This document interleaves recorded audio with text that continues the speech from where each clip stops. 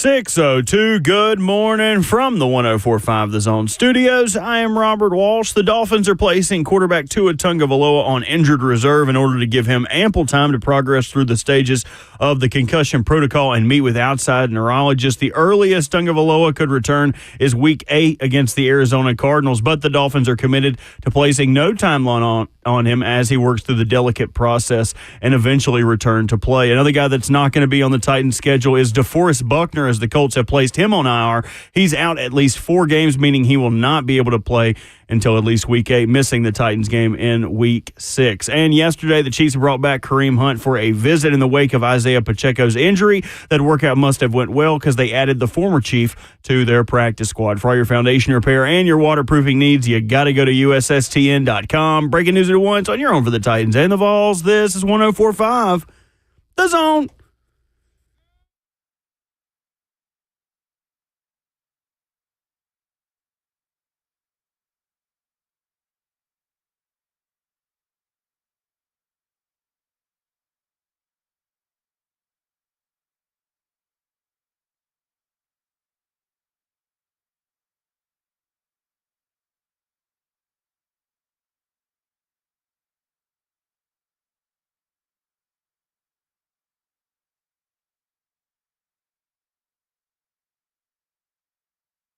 Wednesday morning on Ramon, Kayla, and Will. RKW starts right now in studio with the full crew here in beautiful Nashville, Tennessee. 615-737-1045. There is pressure mounting against the Tennessee Titans. They're 0-2. The Wednesday is the reset day. They've got a couple of backup quarterbacks they are going to be seeing over the next couple of weeks. We'll dive into that and what it would take to see Mason Rudolph play a little bit in the two-tone blue. Bryan Rice at 7:20 talks Tennessee, Oklahoma. Our first look at the Packers coming up at 8:20. Our weekly preview of the next Titans opponent. And, of course, Rhett, Bryan at 9 o'clock here this morning. Streaming live at 104.5 The Zone TV, Facebook Live, YouTube, Twitter, or Twitch. Today is Wednesday, September the 18th. Good morning, everyone. How are we? We're doing well. Everybody bright and early, ready to go. Yeah, got my Starbucks. And yeah, absolutely. Well, I got some break room coffee, so I'm good There to we go go. this morning, man. Even more jet fuel. As long as I got the creamer in the fridge, we're good to go. Yeah, I'm solid, man. Absolutely ready to go. And absolutely proud that the streets in front of the stadium are now paved. That's all I'm saying. It's so much better ride. I know y'all don't come in that way, but it's so much better of a ride. What happened? But I guess because they're I don't repaving. Okay. They're repaving. It's just a matter of time before it messes up in the wintertime anyway. course. But right now, I am ecstatic that it's smooth roads in front of the stadium. I can appreciate that. I have a broken axle, so I've been driving a rental car for the past week. Yeah, and didn't realize it until we took it into another place. So that's in the shop. Dang. How did that happen? Probably a pothole. Honestly, that's what they assumed. And it's crazy to think that I had never felt like I hit that big of a pothole. But honestly, the amount that are out there and maybe just the wear and tear too that happens with these potholes. So always be aware. I know sometimes you can't even dodge them, but they will mess up your car. Was your car rattling like Fred Flintstone car? It was whining you know.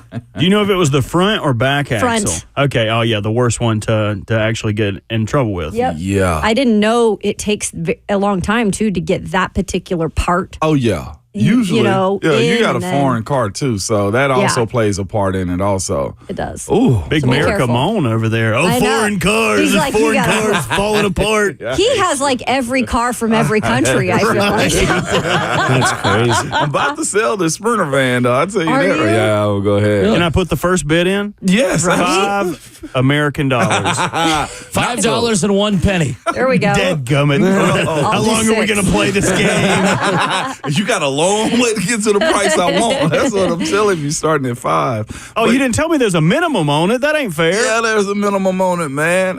My oldest is starting to drive now, and we got it because, summer sports and family vacations and stuff, we're realizing that we are driving the heck out of his vehicle right now. You hear me? Because, again, he goes to school out in West Nashville, so him driving on the interstate this is teaching every single day. And we're not ready to release him till a while, but we are driving the crap out of his car. Shout out to Two Rivers Ford, too, man. It's the Bronco, right? Yes, yeah. Bronco. Yeah. I know Keisha, I was talking to her at Jeffrey Simmons' event, and I was like, thank goodness, you're a mom, and I like bow down to you, because that is a lot of, I would be a crazy person letting my kid, drive their car on the interstate where there's so many merges in Nashville, and you're driving in the peak hours. Yeah. So I get what y'all are going through in terms of just because I'm crazy like that. I'd be so nervous. If you could, you just wrap them up and never release them until a while, probably. But that's not possible. Absolutely not. Take them to work every day.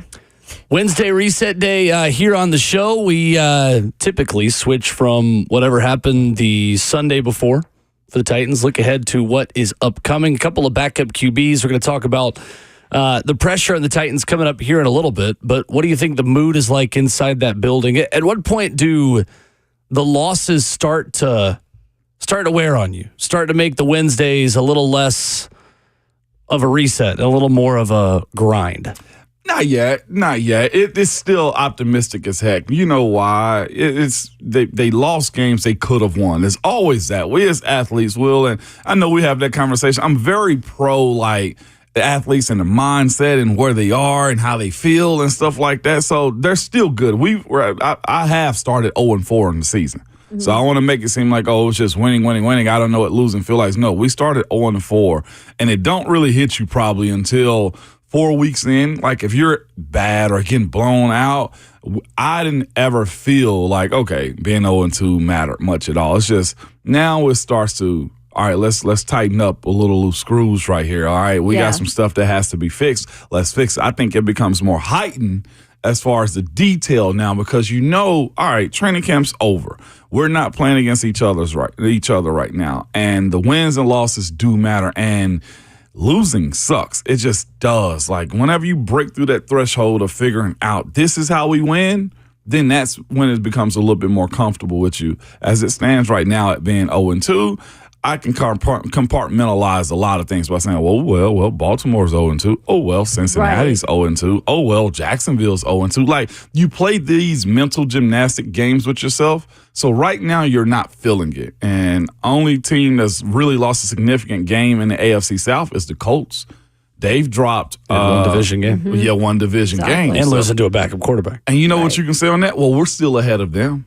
You know what I'm saying? So you don't feel it just yet. You got one NFC loss, in my opinion, one NFC loss and an AFC loss, and you can bounce back still 2 weeks into it. And I think you look at it now and we'll be interested to talk to the players today what they say about this, but you look at the next 2 weeks and you're going to be probably going up against backup quarterbacks. We know now in Tua, and we're waiting to official word on if it will be Malik Willis this Sunday.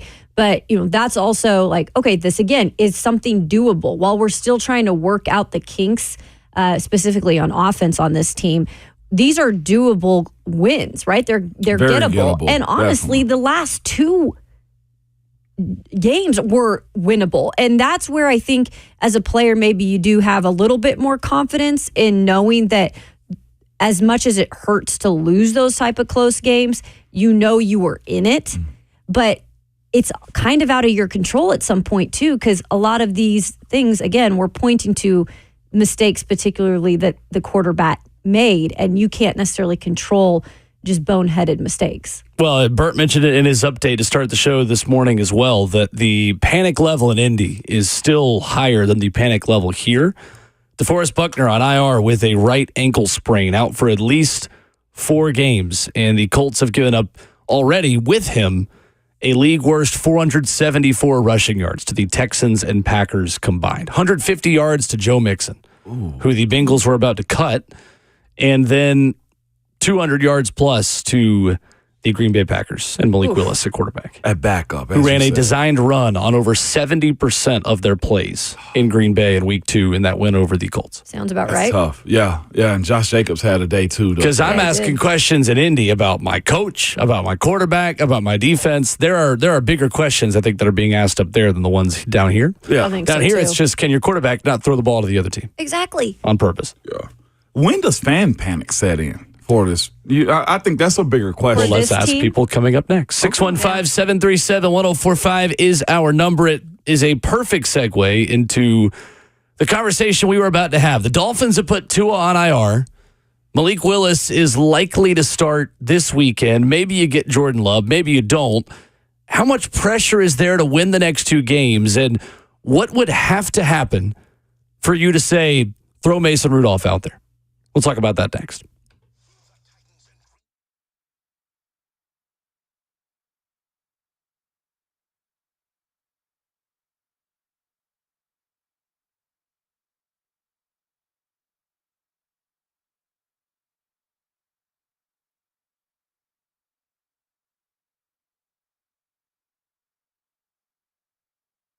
If you're often feeling tired, lacking motivation and drive, gaining weight, or noticing a loss of muscle mass, these could all be signs of low testosterone. Don't wait, find out. Because at Low T Center, they make it easy to get your levels checking. It's just a simple blood test. And with their on-site lab, you get your results back in about 25 minutes.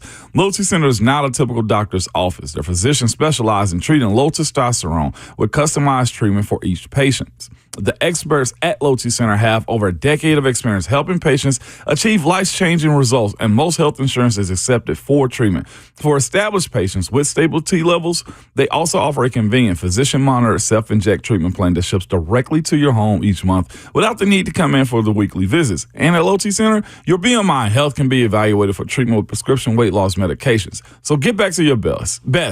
Go to lowtcenter.com to book your appointment today. That's lowtcenter.com. Low T Center, reinventing men's healthcare.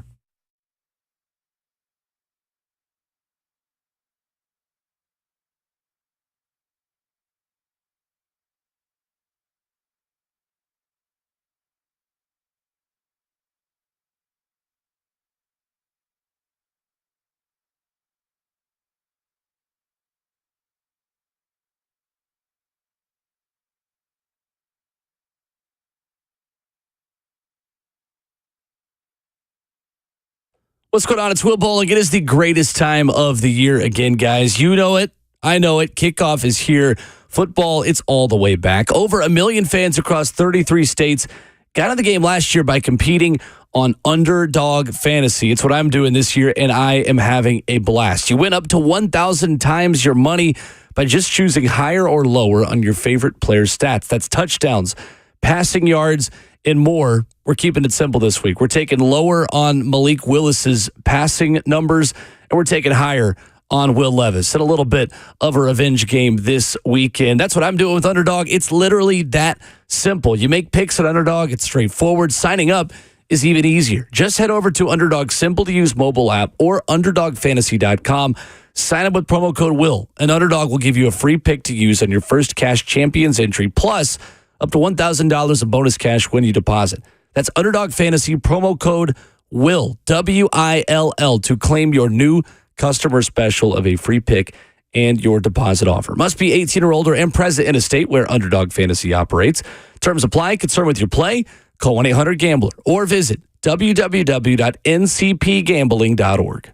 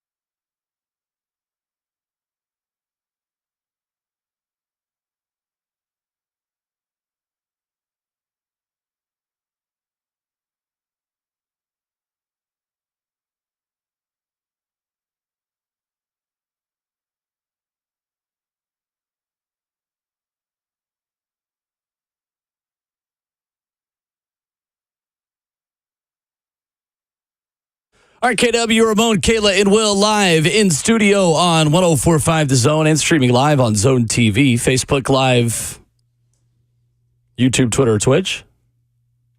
Yep, that's what you heard. It was on YouTube. Listen, people in this city hardly need one of me. They definitely don't need two of me. Wait a minute. That was solid right One there. of me is already too much. 615-737-1045. The Miami Dolphins have placed Tua Tagovailoa on injured reserve after suffering another concussion in last Thursday's loss to the Buffalo Bills. So the rule is that Tua is now out for at least the next 4 games. The Dolphins did not sign their former quarterback, Ryan Tannehill. They got Pro Bowler Snoop Huntley. Yes, he was a Pro Bowler a year ago. And per NFL rules, he's got to be on the 53-man roster for at least their next 3 games. So Skylar Thompson and Tyler Huntley are the best options to be the quarterbacks for the Miami Dolphins when the Titans go to Miami for Monday Night Football in just over a week. How much pressure is on the Titans to be 2-2 over the next 2 games? You know what's crazy, though, is you know how much it probably sucks for Miami to not be able to go knock on Ryan Tannehill's door right now, knowing that he's probably the most serviceable guy out there. You know, it's like, however it ended with Ryan Tannehill's, hey, it did, but I don't know if that plays a huge role in it. I mean, Tyler Huntley's still pretty good. Tyler, you think he's still pretty good? He was decent last year. He's a Pro Bowler. They signed him off the practice squad, we said, too? Tyler Huntley off the street. Off the street. He was a I don't think he was on the practice squad. He was on the Ravens practice He was squad. on. Okay, that's what I thought. That's what the report was. Yep. Okay. To answer your question immediately, it's very important. These next 2 weeks, it's not your fault that their starting quarterbacks are out in these games and you got to play against backups. I'd be looking to dog Malik out this weekend. If they put Ty Huntley in the following week, also on Monday Night Football, not my problem. It's absolutely more crucial for this team to get to 2-2 than it is to feel sorry for whatever happened in Miami. Man, I got no sympathy for it. In these types of moments right here, when we get in the game mode, hey, it screw everybody and their problems. I'm sorry, but that's the way it just happens to be in the NFL. At least that was my and my teammates' mindset. Oh, the Pro Bowl D-tackle not playing this week? Oh, shucks. Mm-hmm. Not your problem. Not my problem at all. Yeah, 100%. That's where I stand with it. And I think, if as you're a player, and Ramon, you can speak to this kind of stuff, when you did take on those backups, I don't know if your mentality changes at all as, okay, now we really need to be getting a win if we're playing the second string quarterback specifically, if you're talking about, a quarterback in this position. Yeah. But there are also serviceable quarterbacks that we've seen in the league. That's the point of having a good backup, right? Is some of these guys can get the job done for a good amount of time. So it's not like you're going in guaranteeing a win. But if you look at this situation for the Titans, when you have played 2 close games and games that you might have won if it wouldn't have been for certain mistakes, I'm sure they're looking at this as a bigger opportunity to get the victory and get back in the win column, or just get in the win column in general this year. And it starts with Malik Willis. If Malik Willis does play, that's not only a backup, that's their former teammate. And as I know, a lot of those guys we've talked to have a lot of respect for Malik Willis. They also don't want him to beat them. And so I think it will be fun to hear them talk about that this week.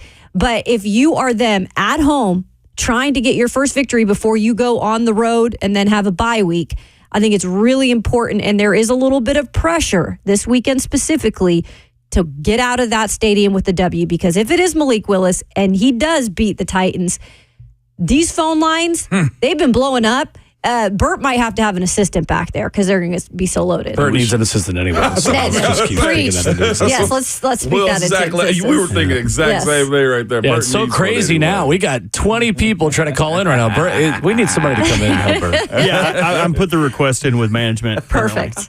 You got to put a request. Was it email or text? But a smoke signal. Okay. There's great. carrier I got to pigeon. go The hit old my one. balcony to send that one. Yes, you do. No doubt.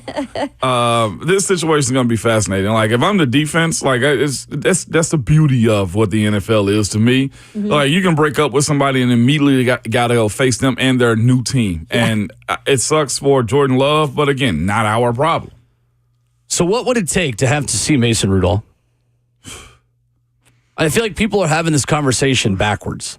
Like they're asking us, like, all right, so let's say the Titans are, 2-2, or Titans are 2-4 in their first 6 games. Like, you have to start it from the other direction of what is it going to take record-wise, Will Levis performance-wise, in order to say you got to bench this guy for Mason Rudolph?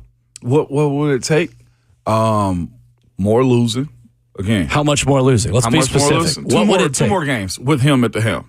And specifically in this situation where the defense is playing well enough and the offense isn't generating enough enough support to make a dub too. What you don't want to do is what we spoke about with Derek. You don't want to waste a good defense. You don't want to waste a good running back, right? The same has to be said about if the quarterback play isn't up to par. Well, that's the issue that we have to run into. And special teams, too. Like, if that doesn't get corrected, that's a part of it also. 14 points directly off of that. Like, that's asking a lot of a team to make that up when you're not on the field for that much. So, Will, to me, it has to be seeing that he's the main culprit into why this team is losing. You almost got to pull a Carolina Panthers.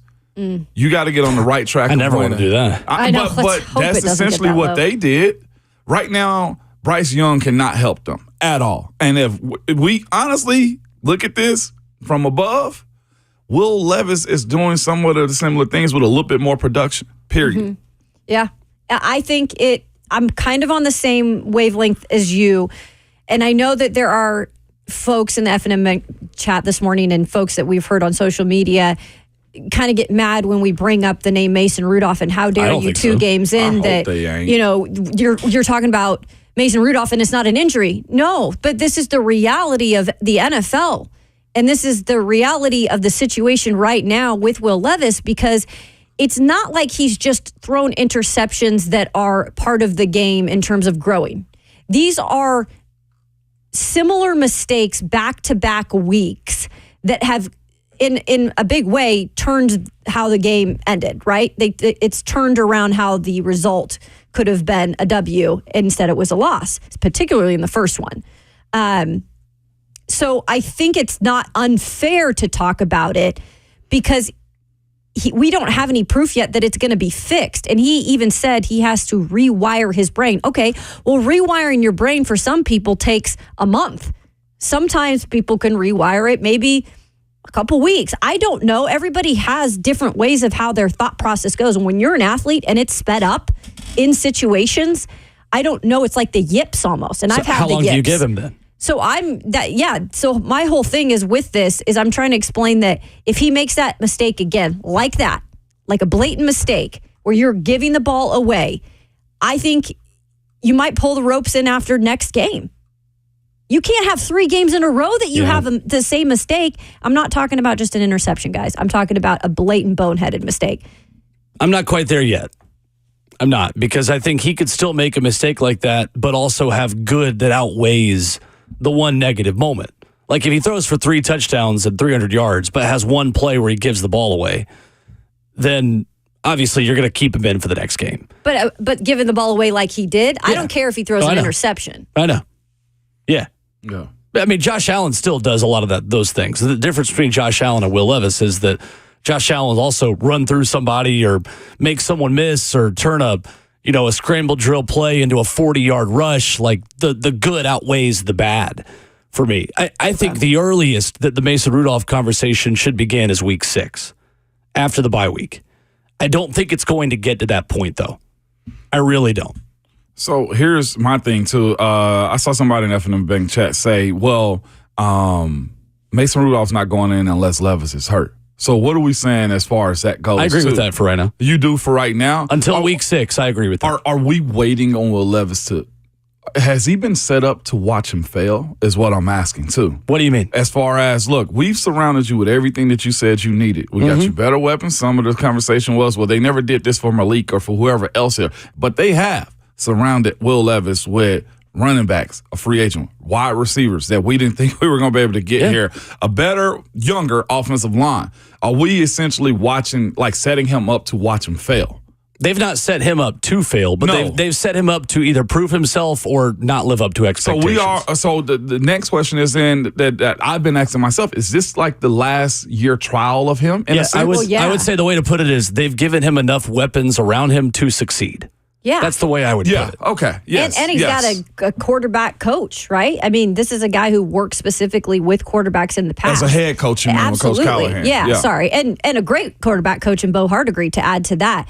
I think just, you guys, if this wasn't if these weren't blatant mistakes, I actually don't have a problem with starting the year a little shaky, right? Maybe not making every connection or, having some mistakes in reading the offense. I understand all of that stuff when you're a young quarterback still. I don't think I would be on this boat so quickly if it weren't for just back-to-back weeks. And like Will said, I don't know if it will get to that place either, but it does worry me that your wires sometimes, if they're not connected the right way, like I said, the yips are a real thing. Yips. I don't think he's got the yips. Well, though. but I'm just saying with what he's doing, I'm not saying he has the yips, Will. I'm saying there's types of things like that, though, when you're in your own head, that in a situation where you feel pressured, there's something that clicks, and you've seen it. It's both similar situations where he just flicks the ball. If that's the case, and he ain't the dude. He's been doing that for 4 years, though, right? Like the yips are something that comes out of nowhere, like Rick Ankiel forgetting how to pitch.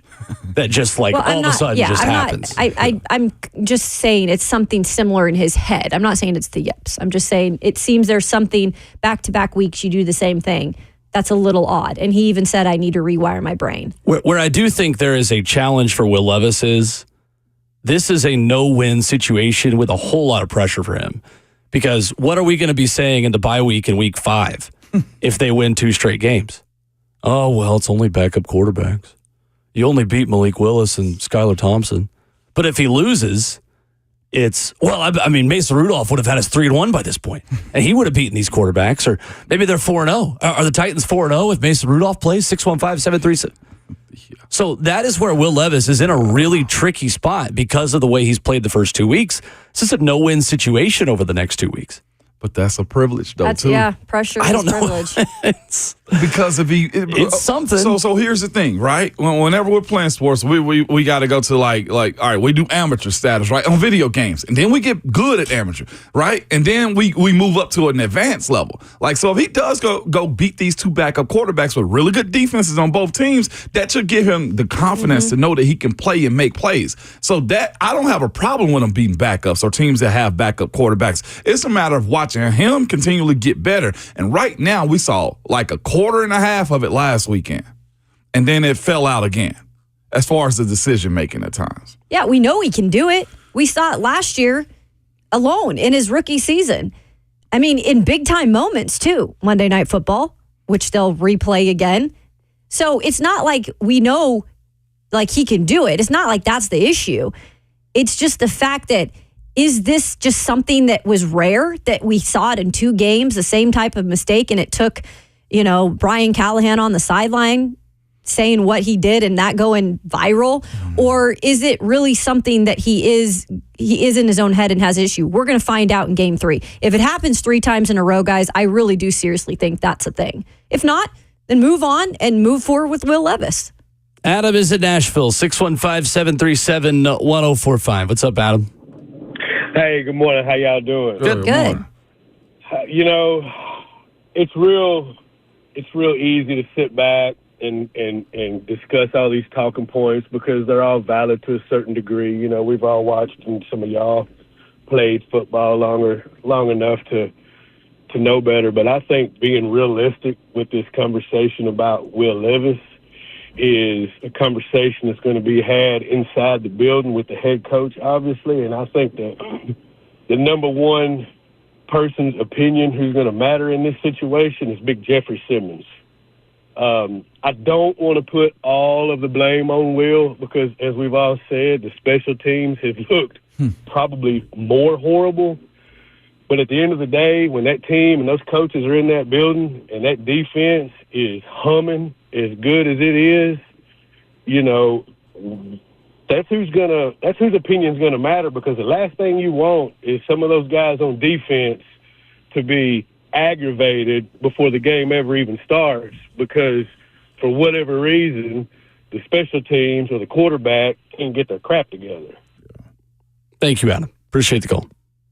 I don't know if Jeffrey Simmons is making a lot of personnel decisions in that building, but maybe their play would determine whether or not you make a change. If you feel like the defense is good enough to win with Mason Rudolph, you go with Mason Rudolph. But let's say the Titans lose 34-31 on Monday Night Football in Miami against a dynamic offense. Well, at that point, you're still sticking with Will Levis. So I don't think Big Jeff or anyone else other than Rand Carthon and Bryan Callahan and maybe Amy Adams Strunk lending her voice a little bit are making this decision at all. Moan, do you at some point, I don't know if you ever dealt with this in Pittsburgh, do players give up at some point on a specific guy, specifically quarterback, because that's a main player?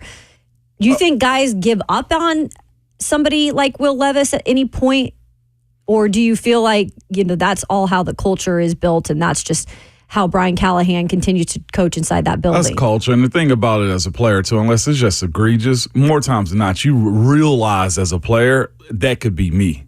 Mm-hmm. That's essentially what you say. Like, ride with your boy. Yeah, you got to ride with him until he's not. That's where you are for the most part. But do they understand? Like, they got to get it together? Yes.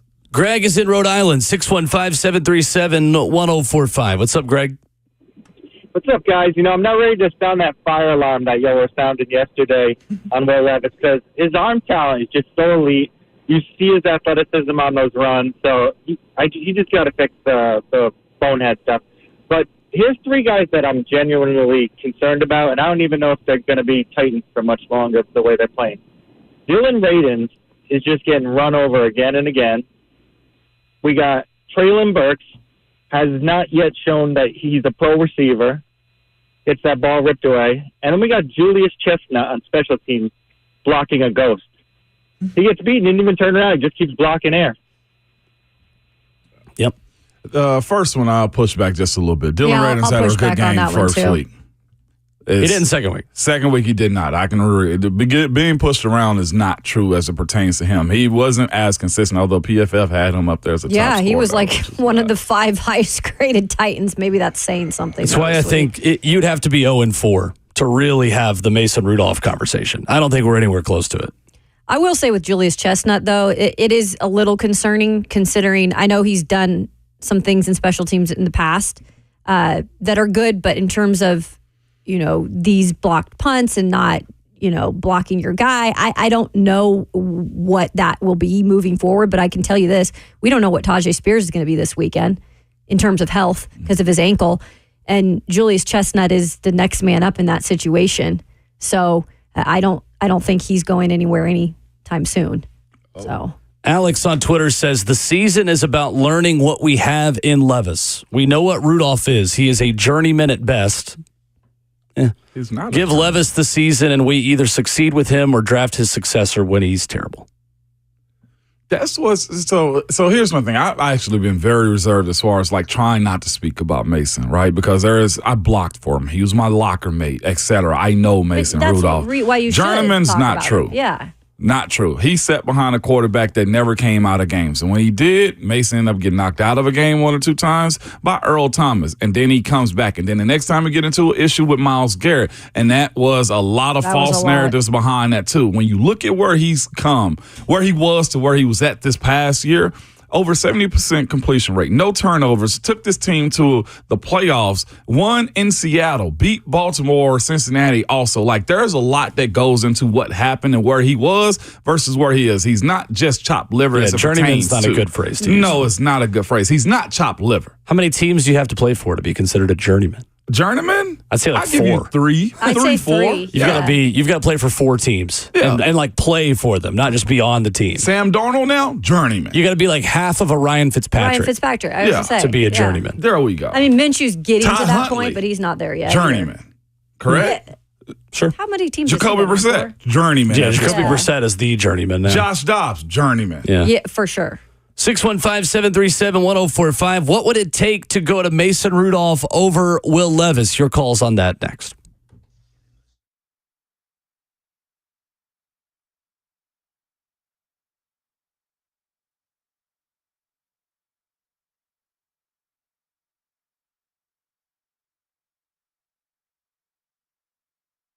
It's Ramon Foss for Hiller Plumbing, Heating, Cooling, and Electrical, letting you know you've heard me talk about Hiller before and how it feels like being a part of a family. Well, this month, Hiller is treating you like family too with the Friends and Family Savings event. The Happy Hiller Club members save up to 25% off their first HVAC, plumbing, or electrical repair. And everyone else got something for you too. Get a 10% discount if you have any of those things need to be fixed around your house. Simply present your coupon and save. To get your coupon, listen to me. Visit happyhiller.com today.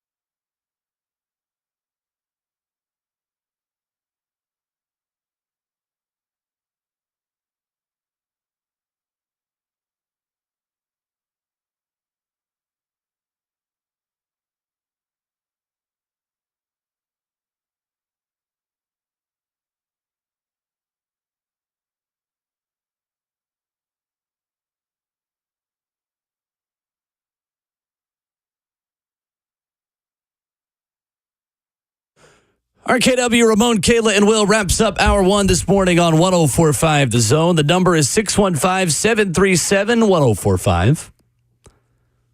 Ramon Foster, Kayla Anderson, Will Bowling. What would it take to go from Will Levis to Mason Rudolph? Greg is in Huntsville this morning. Up next. What's up, Greg?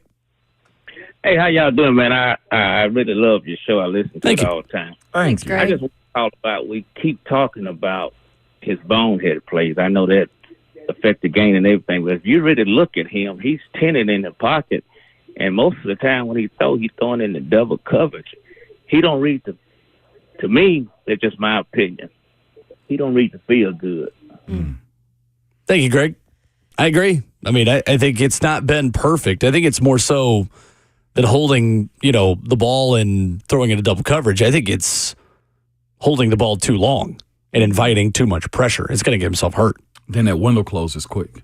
Yeah, that's does. what's happened. Like he darted one in to D-Hop this past week, and it was beautiful. Mm-hmm. Wesley and Gallatin next, 615-737-1045. What's up, Wesley? Hey, guys. How y'all doing this morning? Good morning. So my thing is just like Kayla said, this is the game that you don't want to play the backup, and the backup outperforms Will Levis. I mean, y'all, throughout training camp and the preseason, y'all said Malik Willis looked like a changed man. And I feel like if he comes out and outperforms Will Levis, I feel like maybe we should have dropped Mason Rudolph and kept Malik Willis. And as long as, I'm not talking about him having a good game. I'm talking about him having a good game, not him handing the ball off to Josh Jacobs and him going for 151 yards and gassing the defense like they did against the Colts. I'm talking about just comes out and straight up outperforms them. Yeah. It's just going to have some fans rowdy. Now, I'm not the biggest Titans fan. I'm more of a college football fan, but I just feel like that would stir up the fan base. Right. Yep. Yeah. Wesley, and I think he wouldn't even necessarily have to have, again, another huge performance. I think it's just the fact that you attach Malik Willis's name to Green Bay playing against the Titans and it equals a W. No matter what, if he has a great game or not, if he's able to get that dub for that team against his old team, I think no matter what, there's going to be conversation. But you're right. Even if he plays really well, too, that could be elevated. And I'll say this, too. Malik Willis was a changed man before preseason games started. Then he went back to a lot of what plagued Malik Willis before. So I think there's a little bit of revisionist history going on there to say Malik totally looked like a starting quarterback in this league by the time he left. He really didn't. He had a good drive at the end of the Saints game, but Malik was not this totally new, revolutionary changed quarterback. He was better, but he lost that job to Mason Rudolph because Mason Rudolph was better the whole camp. So there is no reason for the Titans to have kept Malik Willis instead of Mason Rudolph. The only option was and, not or. Yeah. And the other thing real quick, too, before we go to more calls is this system could be made to fit Malik here. It's not his system, though. Right. Nor should it be. Yeah, it's the same way where, what did Miami do? All right, Tua hurt, they go get Ty Huntley. Why? Because he fits the system. Exactly. Dak Prescott backup is Trey Lance. All right, Baker Mayfield's backup is Kyle Trask. Look at Joe Burrow. He has a pocket passing quarterback. You look all across the league, Justin Fields and Russell Wilson. Like, the systems have to also match, too. This wasn't a system that was going to be built for Malik. Although they can craft certain plays for Malik, this isn't the system for Malik. So you know what they did? Malik, we're going to give you the best opportunity to be successful. Where would you want to go? Green Bay has a similar type quarterback as Malik Willis. And Matt LaFleur. And they ran design run plays on 73% of their plays in week 2 against the Colts. That is the most for a team since week 10 of 2022 in the National Football League. It wasn't an anti-Malik campaign here. It was you know what? You got a coach that doesn't fit your system here, and that's all right. So you go to Green Bay where it does fit your style of play. Let's go international. Michael in London has called in this morning. A pleasant afternoon to Michael from across the pond this morning. Michael, what's up? Good afternoon, guys. How are you? We're great. Good morning. This is nice to miss you guys, man. I called in not too long ago, but I kept waiting a little bit. So before we get into football, because I'm guessing everybody's pulling their hair out in the first 2 weeks, Will, I saw you doing some athletics, track and field. I do, yes, sir. Which is, I saw that really, really good. We were supposed to be at that meet, actually. Oh, no way. Nice. Oh, wow. Yeah. One of my guys got a medal at the European Champs, and we just missed the Olympic Games. So, yeah, it's good to see you doing some good sports for once. But there you go. That was my sport in college. So that's my my side gig, Michael. Oh, you need to get Ramon to run 100 meters. That'd be great to see. I'm here for it. I got one lap for you.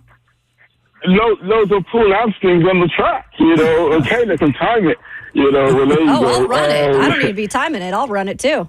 Oh, check you out. Okay, Ramon Kayla, there you go. We got a race. I love it. Listen, I mean, I was going to call in last week, but I didn't even know where to start. I did say to myself, I'm not going to call your show a mom, like an angry housewife, because we need to get some positivity. But I think there are two issues. I just think, as a team, we're looking to win, but at the same time, you almost want us to be 1-15, so we can draft some of this, really unbelievable receivers. Because I think one of the problems that we've had is we've never really aligned a good quarterback with a good coach, with a good set of draft picks. So it's been a confused Rubik's Cube for me, because you look at the Cardinals on the weekend, you look at New York, they've drafted these top 2 receivers, and everybody knows they're going to get the ball, and they got the ball, and they performed. And we don't seem to have that. I looked at Malik, I watched Malik yesterday, I watched the highlights yesterday, and I'm thinking, this can't be the same guy. They kept it very simple, they made it very easy for him, and we just don't seem to have everything lined up is what I think part of the problem is. And going back to the backup taking over, there's no point, because we're going to be back to Mariota and Bryan, which we had 4 or 5 years ago, knowing fully well that if he takes over, it's not a solution.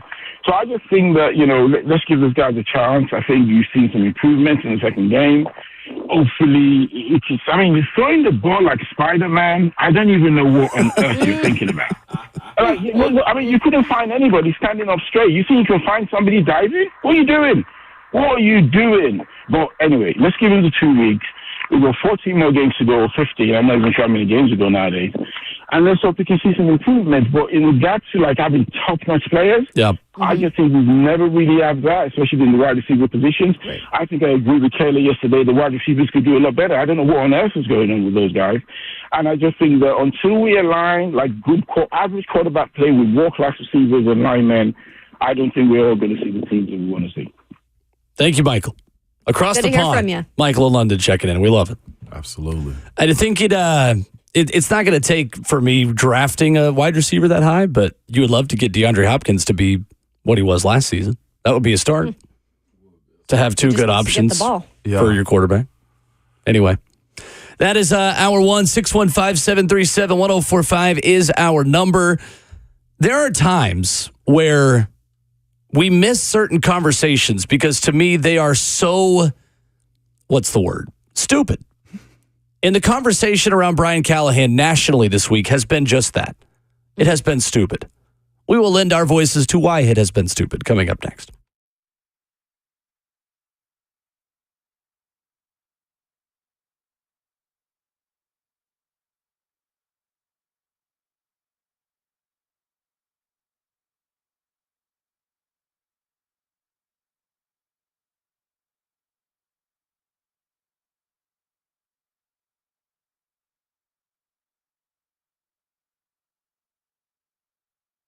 Something awesome is happening at Genesis Diamonds. This Friday through Sunday, you've been hearing about this. It's big. It's a 3-day designer engagement ring event showcasing the world's top 2 brands in bridal jewelry, Tacori and Verragio. Tacori from California and Verragio from New York, both here with their entire lines, including all new rings for this special event. You can explore hundreds of exquisite American-made designer rings, plus Genesis will have special incentives like zero interest financing up to $5,000 in instant savings. In addition, Genesis has an expanded selection of GIA certified diamonds for this 3-day event. All shapes, all sizes, rock bottom prices. This is the best of the best. Every Tacori ring is handcrafted by master artisans with exceptional quality. Every Veragio ring is made by hand with unmatched attention to detail. These are brands other jewelers only wish they could offer, but at Genesis, they have the entire Tacori and Veragio collections, and they'll be on display this weekend. Don't miss the bridal jewelry event of the year, Friday, Saturday, and Sunday at Genesis Diamonds. They're located in Green Hills and Cool Springs.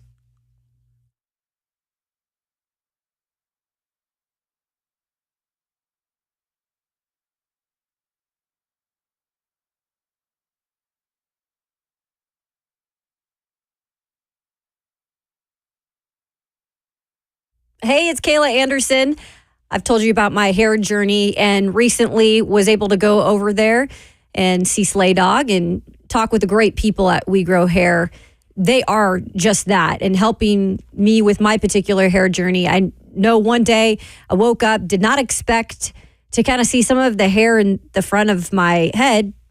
It was thinning for sure. And we all say we're not going to lose our hair, but do you know that you can lose up to 50% of your hair before you even notice it? And as you age, obviously, it continues to kind of thin. So none of us want to get to that point. It's all about either being preventative, or if you're at that point, no worries either. There are definitely plans for you. We Grow Hair's PRP platelet-rich plasma treatments, say that 60 times. They're great. I just did my second one, will help you grow back that hair in those certain areas over a couple of months. They also have their FDA approved laser therapy, super simple. You go in, it takes 30 minutes, you're out the door, and it helps restore my hair. I can definitely notice a difference in the past few months. They also have their trademarked hair transplant procedure. So if you are at that point where you've lost a majority of your hair and you need a way to get it back, their transplant procedure gives you 3 times more hair in just one procedure. You can't buy this cutting edge technology online. They've been doing it at We Grow Hair for 30 years. They're Nashville's hair restoration premier medical clinic. So don't wait. Don't hesitate. Don't feel embarrassed. Just go check out WeGrowHair.com. You can schedule a free evaluation. They'll get you on a plan. It's 615-376-6010. That's 615-376-6010. And tell them Kayla sent you.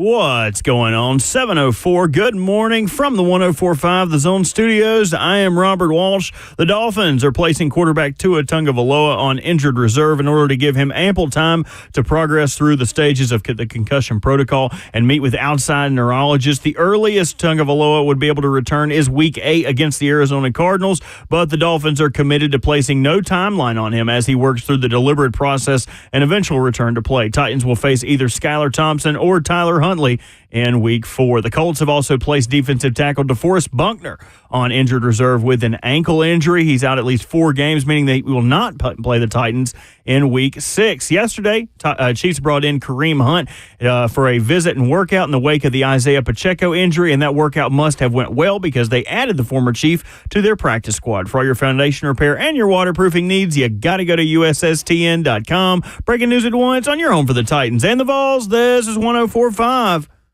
The Zone.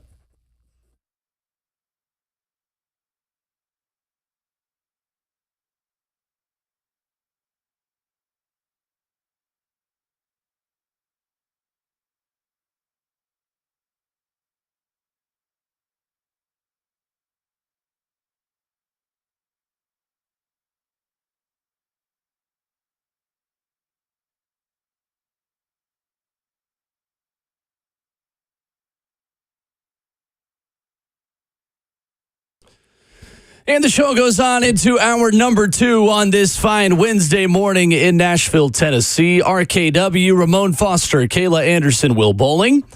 We'll be joined by Bryan Rice of Sports Radio WNML on the Vol Network in Knoxville coming up in 15 minutes, previewing Tennessee and Oklahoma. But guys, sometimes nationally, people lend their voices into a conversation that should just be had locally.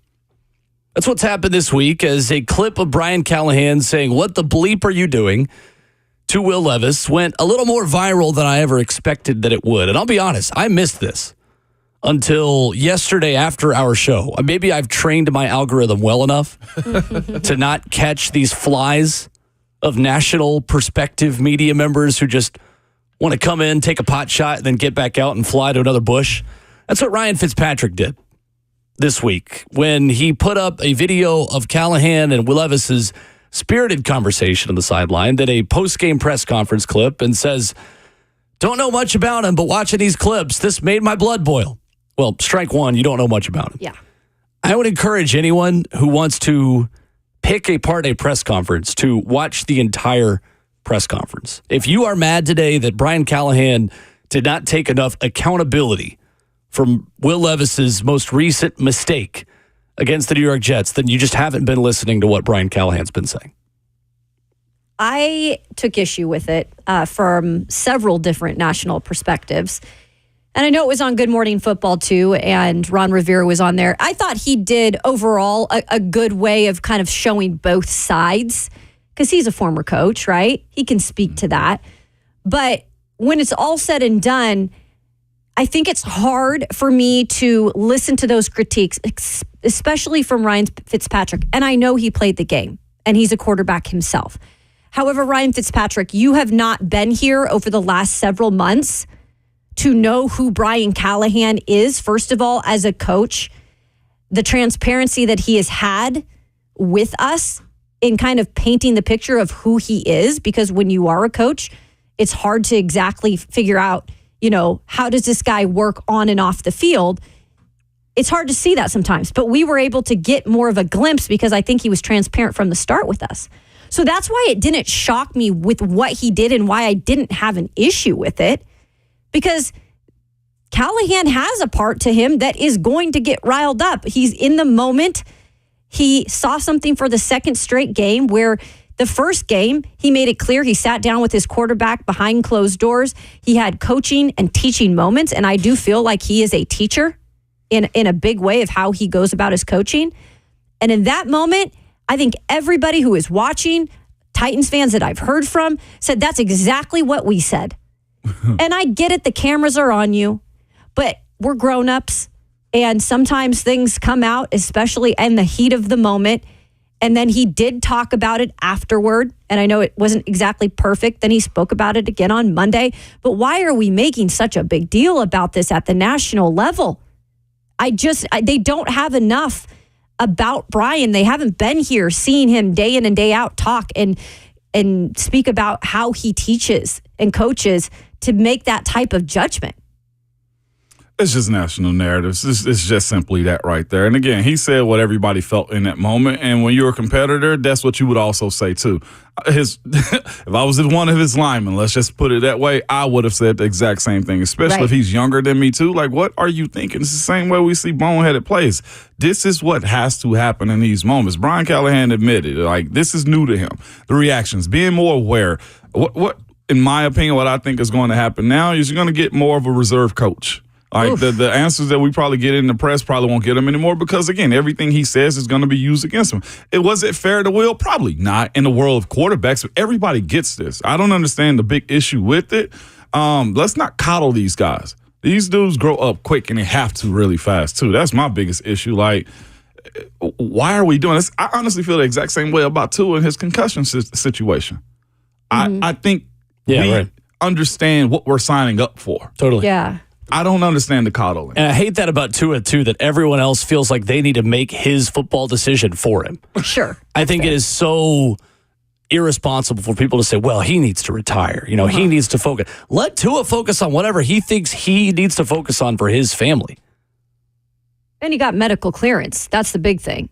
You know, when you're obviously going to go to a medical professional. And I get it. Yeah. There are risks, you guys. There's risk every time you walk out the door. And especially in football, it's heightened. And he has the concussions. It's heightened. But it is his decision. And if he had that medically cleared and he wants to come back, then that's his choice. It's also Bryan Callahan's choice to coach the way he coaches. And guess what? I think he's doing a pretty good job in terms of being a coach and balancing that with also letting the tough part of him come out. Because it was rainbows and butterflies coming into the season when you haven't lost a game. They've lost 2 games. I think he's doing a pretty good job of balancing how he's approaching it. I think his players actually appreciate that. Riddle me this real quick. If this was Vrabel had done this, would it have been okay? I think maybe Vrabel has, though, at times, right? Yeah, I think it's because they're unfamiliar with Bryan Callahan. Vrabel had already come in as a reputation with it to be a tough guy and be hard on his guys, but he also loved them. Like Callahan said, he does the exact same thing. It's the reputation of the coach right now. Both sides had won enough to warrant that type of reaction, but true football people understand that's the reaction you get when you do dumb stuff. Mm-hmm.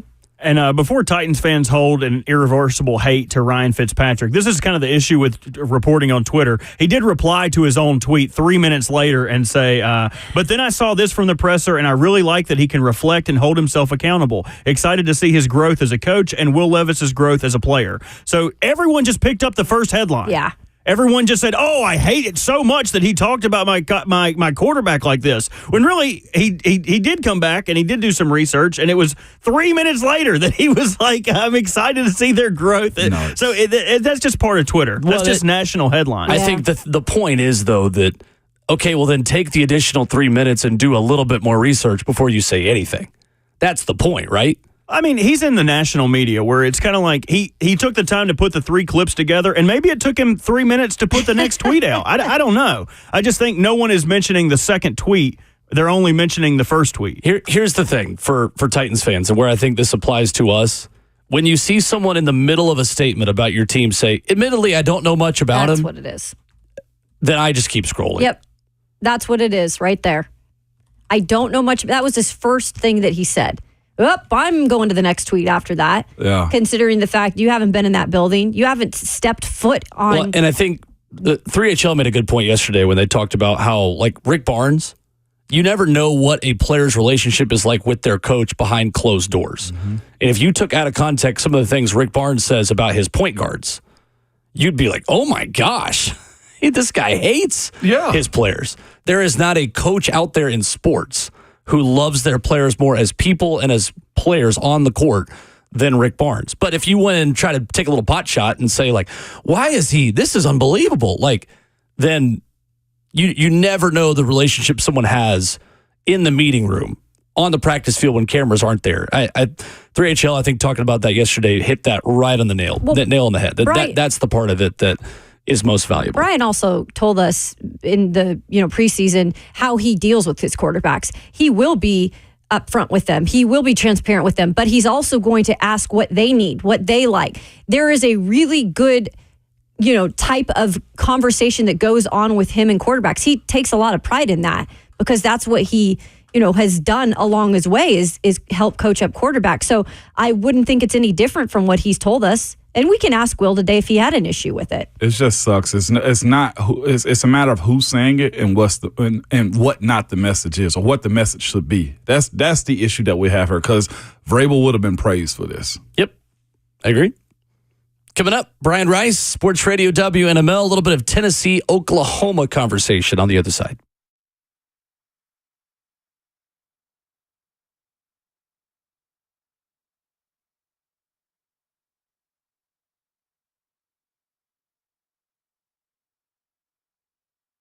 Hey, it's Will Bowling here from my friends at League Company. Is your water heater not heating? Maybe your sink is leaking or the drain is clogged. Well, available 24/7, 365.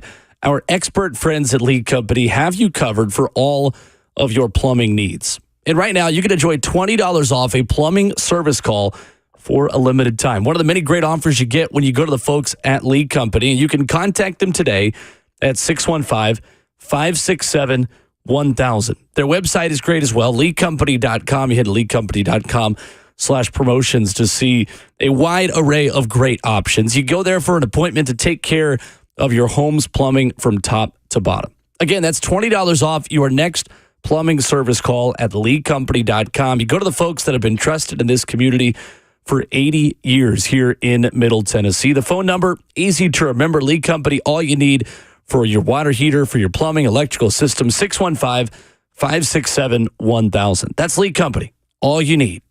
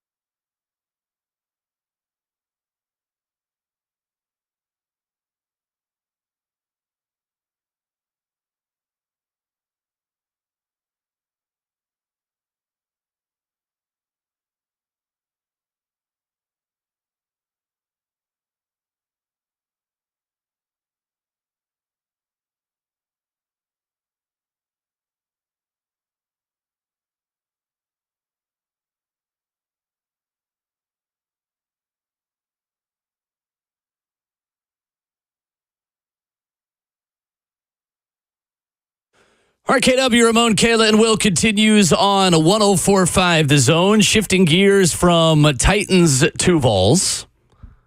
And joining us now, courtesy of Sports Radio WNML and the Vol Network, he is Bryan Rice in Knoxville this morning. Bryan, what's up? How are you, man? Hey, good morning. Good to talk to you guys. Absolutely. You as well, Bryan. You can imagine the whiplash we get from going from Nico Iamaleava, Tennessee, putting up 373 points on Kent State over the weekend, and then going to Will Levis, who I know you were you were on the front end of maybe the Will Levis disbelief, but that's all right. Yeah, and our producer for our show, Charlie Collier, is a Nashville native and has been to every Titans game for like 15 straight years. And he's lived through a lot of pain, but he's in the rationalization part of trying to cope with how the season's begun. Bryan, we were going to talk Vols, but you brought up the Levis thing. All right, real quick. I just need a different perspective, man, because you're embedded in college football. You see it, you watch it. You're in the stadiums on game day and stuff like that. You keep a closer watch than I do, okay? What was the college version of Will Levis as we look to have some optimism about the professional side of him? What did you evaluate as somebody that watched him close? Well, I think he's the same guy that you see with the Titans. Incredibly high ceiling, incredibly low floor. And that's what's so frustrating is, I'm a big believer that quarterbacks show you what they are. And yeah, you can get a guru that can take them one way or the other. But I look at DJ Uiagalelei going from Clemson to Oregon State, now to Florida State. He's the same guy. He has some big games, but most of the time he is what he is. That's how I perceive Will Levis. I saw him have some incredible games at Kentucky, but I also saw him have some games like 2022 against Tennessee, where he throws for 86 yards and 3 interceptions, and the 3 interceptions Tennessee scores on, and Kentucky's never in the game.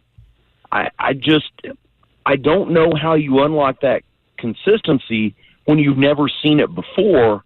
And at some point, I just kind of think that's who you are, that the consistency just isn't going to be there. So that's my perception of him based on what I see with the Titans, but also his games at Kentucky.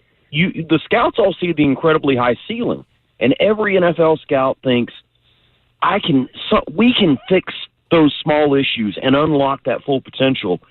But oftentimes it doesn't happen, and I fear that's what may be happening here. It's still early in his career. It's possible that he takes that next step. I just personally don't see it. Well, Bryan, on a brighter note, Tennessee will head to Norman, Oklahoma this weekend with a freshman quarterback who is creating a lot of buzz and a little bit of Heisman buzz as well. What is your confidence level in this Tennessee team going to Oklahoma and not letting the moment and the pressure and the emotion around this for Josh Heupel? What's your expectation level that they can overcome that and the moment is not too big for them? Well, certainly your big concern is that some Josh Heupel teams in the past have not handled going on the road very well. Last year sticks out at Florida. You go in as a double-digit favorite and lose. You go to Missouri, and we're never really competitive in that game. But here, what gives me confidence is the player you mentioned, Nico. He is a very calm, even-keeled guy that I think has handled everything that has been dished out on him perfectly. All the attention, all the expectations. And when he goes out there, he's never too high, never too low. After games, he celebrates. He's not loose like Joe Milton was. I think how loose Joe Milton was a strength for him, but it was also a big weakness because I think the rest of the team looked at him and had a hard time locking in because a lot of people need that, hey, now it's time for us to be serious. And that wasn't Joe. Nico is that guy. He is very serious. He's very businesslike. And I think that helped him a lot in the NC State game, playing away from home, albeit at a neutral site that was 50-50 at best. And it'll help him going on the road. Now, he still hasn't done it. So do I know that for a fact until I see him do it? I don't, but I have confidence that he will handle it well because he has handled every other big pressure and big expectation situation on him so far in his short career. Our good friend Bryan Rice is with us this morning. Bryan, going into this weekend, Chris Lowe's wrote a big article about Josh Heupel going back. How much of this plays into it? Because I think we've all seen he is a reserved, soft-spoken guy when you meet him and talk to him, but he's got a little bit of of that dog in him too, Coach. Right? Oh, when Josh Heupel has the opportunity to put something extra out there, he's going to do it. Going back to Oklahoma certainly means a lot to him. First, obviously, as a player.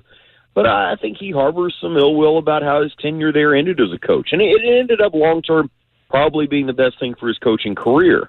But like a lot of us who had an opportunity that we felt like was taken away when we didn't deserve for it to be taken away, he harbors some for that. He has a lot of good memories at Oklahoma, and then that one thing at the end. So he's never going to make it about himself. That's one thing that I love about Josh Heupel is he never makes it about himself. It's always about his team, his players, and so on.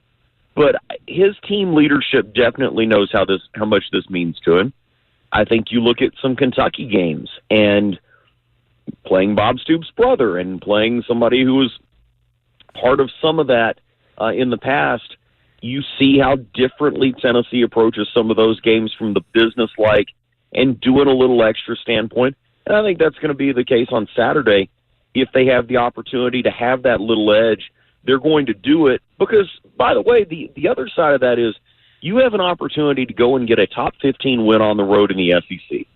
And that's, I think, what's getting lost in all the Josh Heupel goes home stories, the Nico hype is your football team has an opportunity to do something that has been rare for it over the last decade plus. You can go 1-0 in the SEC, do it on the road, do it against a top 15 opponent. So I think all those things are ahead of what it means to Josh Heupel personally, but I guarantee the leadership in the locker room has reminded their teammates that we're not going in to win one for Josh, but we're going to go in and play hard for a game that we know means a lot to coach. I always kind of say, if you ever meet a super nice person, keep them nice because that other side is probably vicious, right? Yes. What we do need to see is this defense, man. Oklahoma has a bit of a mobile quarterback. What is Tim Banks going to do? Because we've seen this story with Ole Miss and South Carolina and others that you've had them on the ropes, but the mobile quarterback gets out of the pocket and keeps the defense on the field. I think the difference this year is you have Keenan Peely at linebacker, not just how he plays, but how he leads and gets the table set for the other linebackers. They're going to send pressure after Jackson Arnold. Oklahoma has had some issues protecting him thus far this year. They have new starters on the offensive line.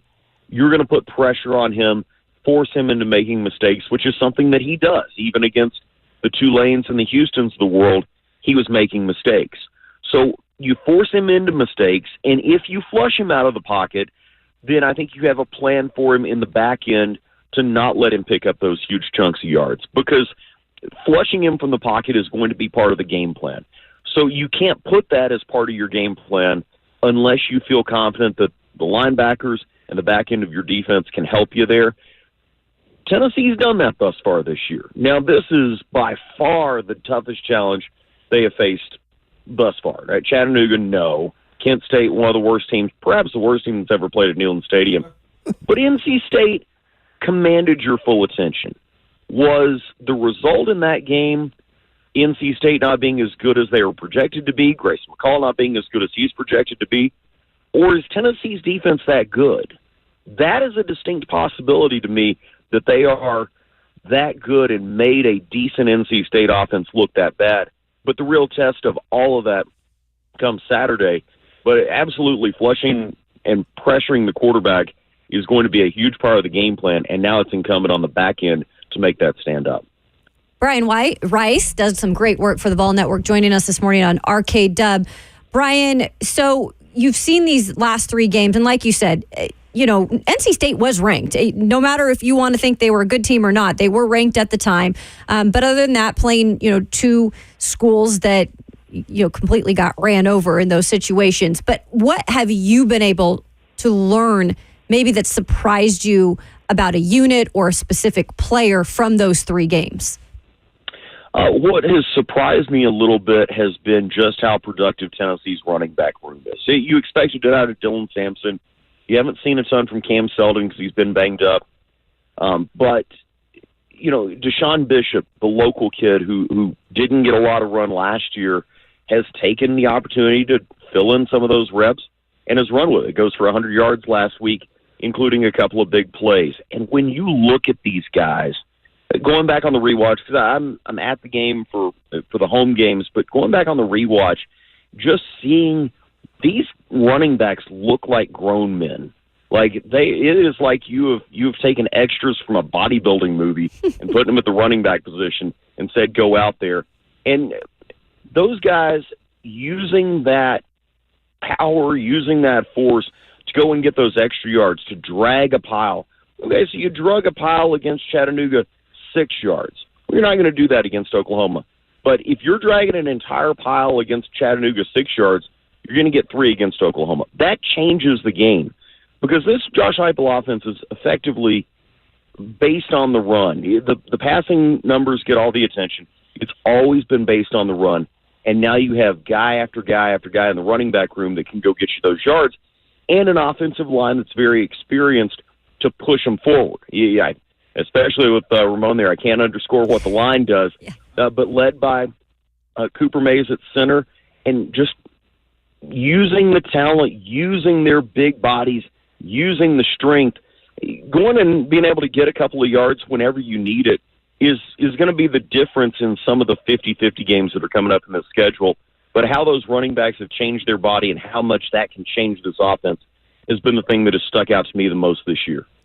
Bryan, how much can a win on the road against Oklahoma, and I know there are questions about certain parts of their team, but good defensive team, how much can this spark just the confidence for this Vols team moving forward? When you look at the schedule, a lot of winnable games, and you see the Alabama and the Georgia, but at that point you feel like, okay, they can be beat too.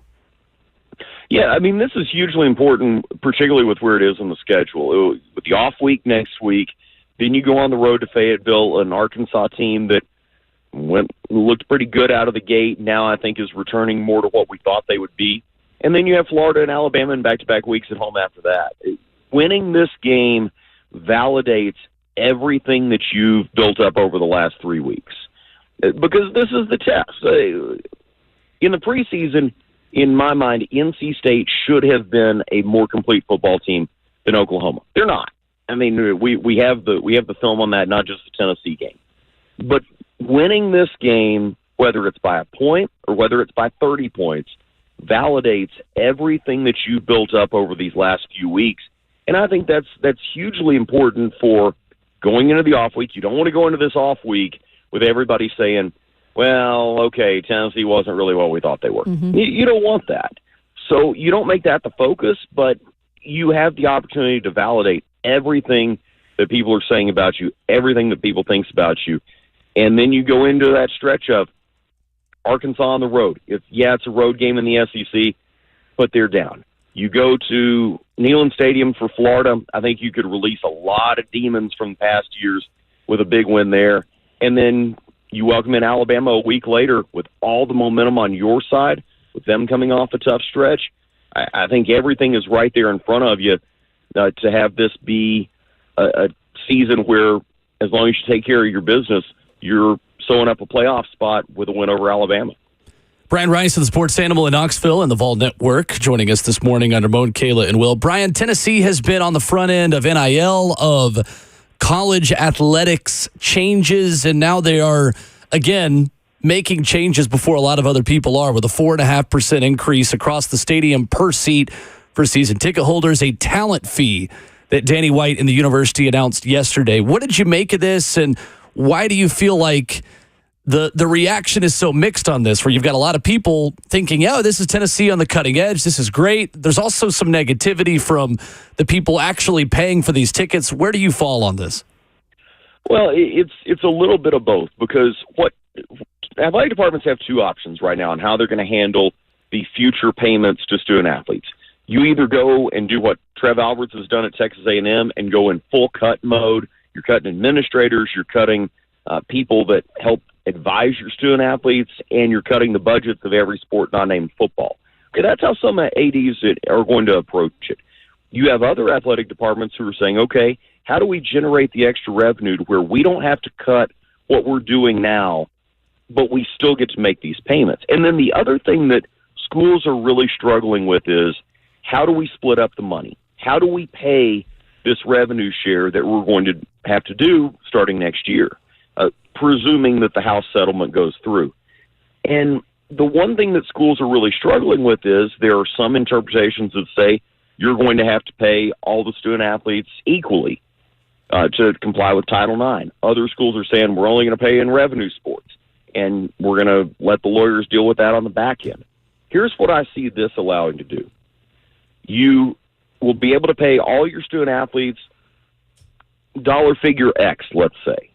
But by attaching a specific fee to each ticket sold to football, men's basketball, women's basketball, baseball, softball, soccer, volleyball, all the sports that you charge admission to see, you can put an actual revenue share number on each sport, which I think makes it easier for you to go about the accounting of, here's how we're going to separate football that generates a ton of revenue from other sports that don't generate as much direct revenue, and kind of go from there. So I think this is a good way to have part of your obligation taken care of, have a actual dollar figure tied to each sport, but also mean that you can continue to support all your other sports at the same level. Look, there are only 8 sports that are directly mentioned in the TV contract that schools have to have. Now, to satisfy Title IX numbers and other things, you're going to have other sports, but there are 8,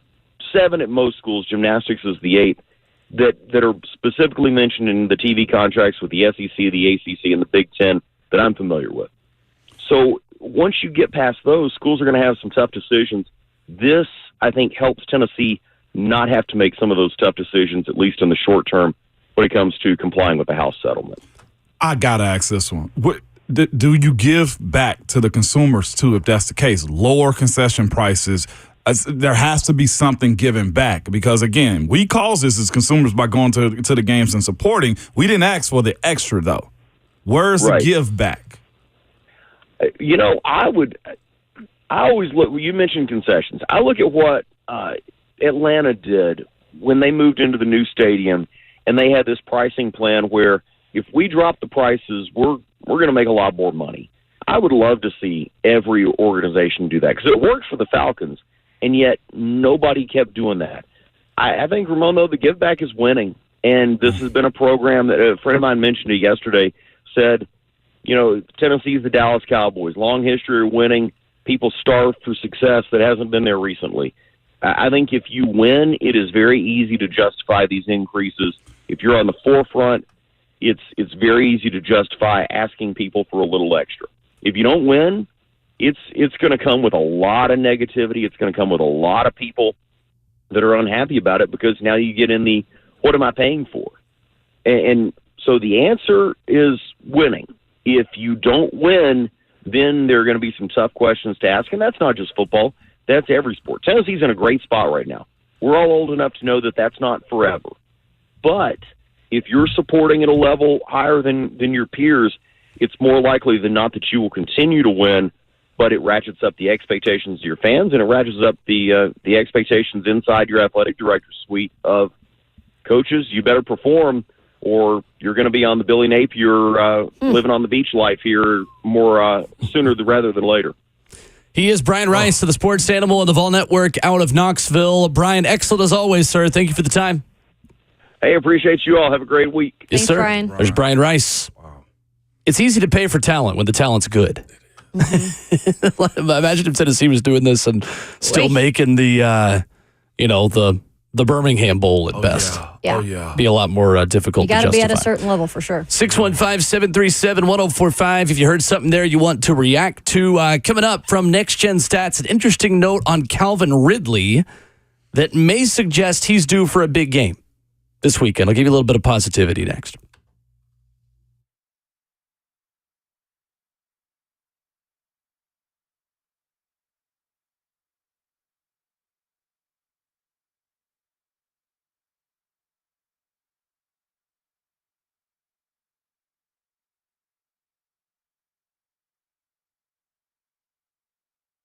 It's Ramon Foster for Wesley Mortgage. The website, y'all, is simple. It's whywesley.com. I give it to you now because it's important. All right. What's more important is the owner, Chuck McDowell, man, who's a local Nashville native. He cares about this community and is proud to serve it. Chuck, he reinvests in the people in the place to make Nashville such a wonderful place. So while other mortgage companies are downsizing, Chuck McDowell and the Wesley Mortgage team are rapidly expanding in Nashville, keeping people working in the career that they love, and they love to have you join their team. Chuck and the leadership team at Wesley Mortgage have a support system in place to help you succeed in the mortgage business, ensuring your loans close on time, making sure you get paid, giving you back the time to build your business, and just simply bring back to the fun to the mortgage profession. They have unique networking opportunities with the Tennessee Titans and the Music City Grand Prix, and they make closing deals and building relationships fun again. So if you're in the mortgage industry and you're just tired of the grind, tired of the pressure, and just tired of micromanaging everything to make sure your clients get handled correctly, then you owe it to yourself to go to whywesley.com.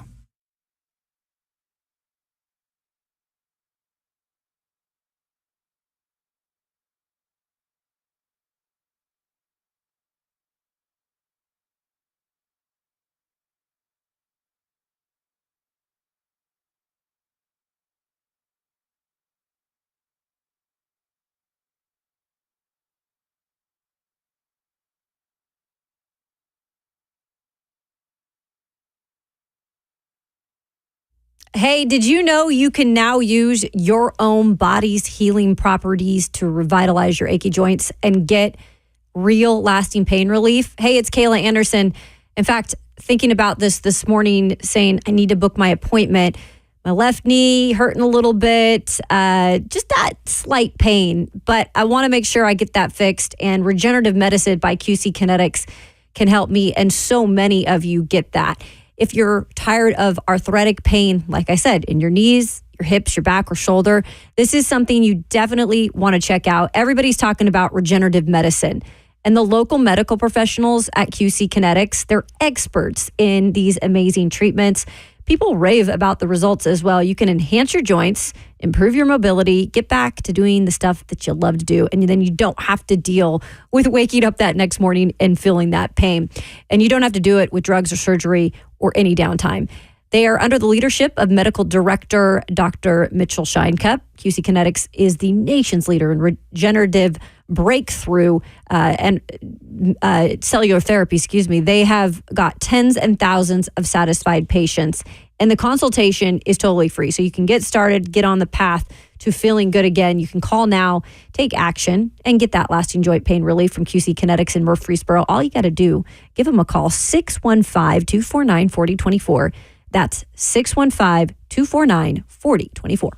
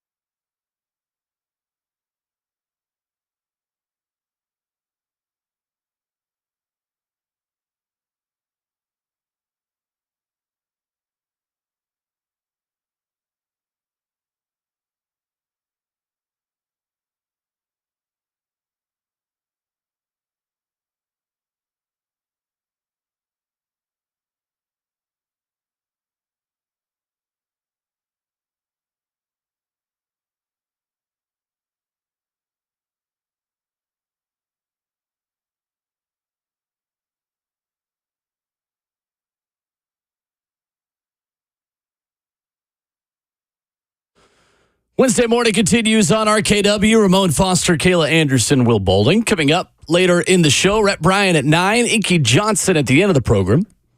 Your phone calls at 615-737-1045. Calvin Ridley this season, when pressed at the line of scrimmage, has 0 yards.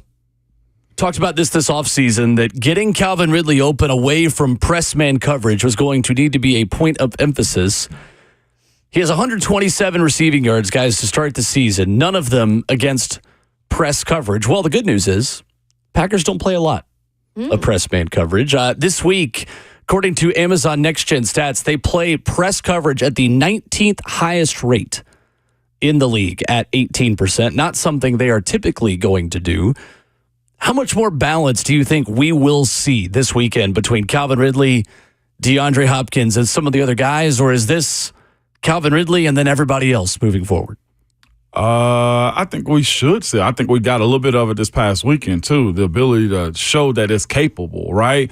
Capable of what, though? Because I'm still seeing mostly Calvin Ridley. Because to spread the ball around, there were 8 different receivers in the first quarter and a half of this team. It's just you lost it because the game got a little bit tight and you're trying to protect yourself from not giving the ball to Aaron Rodgers more. I think with a less known quarterback in Malik Willis in the NFL, that is, you'll have the ability to feel the need to spread around. Plus, you got to also be pressed to make this happen, too. Like, we're at a spot to where, again, you're not feeling the 0-2 because you know you could have won those games, but the idea that I can open up the playbook a little bit more, get a little bit more aggressive, is absolutely there this week to spread it around. Well, still. Yeah, and you're looking at, obviously, there's been certain players he's comfortable with, and really Tony Pollard, in terms of the receiving game, he's been very comfortable with him in particular. He had 6 targets on last Sunday, same as Calvin Ridley, 5 of those for catches. But Calvin Ridley did lead the way with 4 receptions, 77 yards. I think that bond continues to build, and I think it's important moving forward for it too.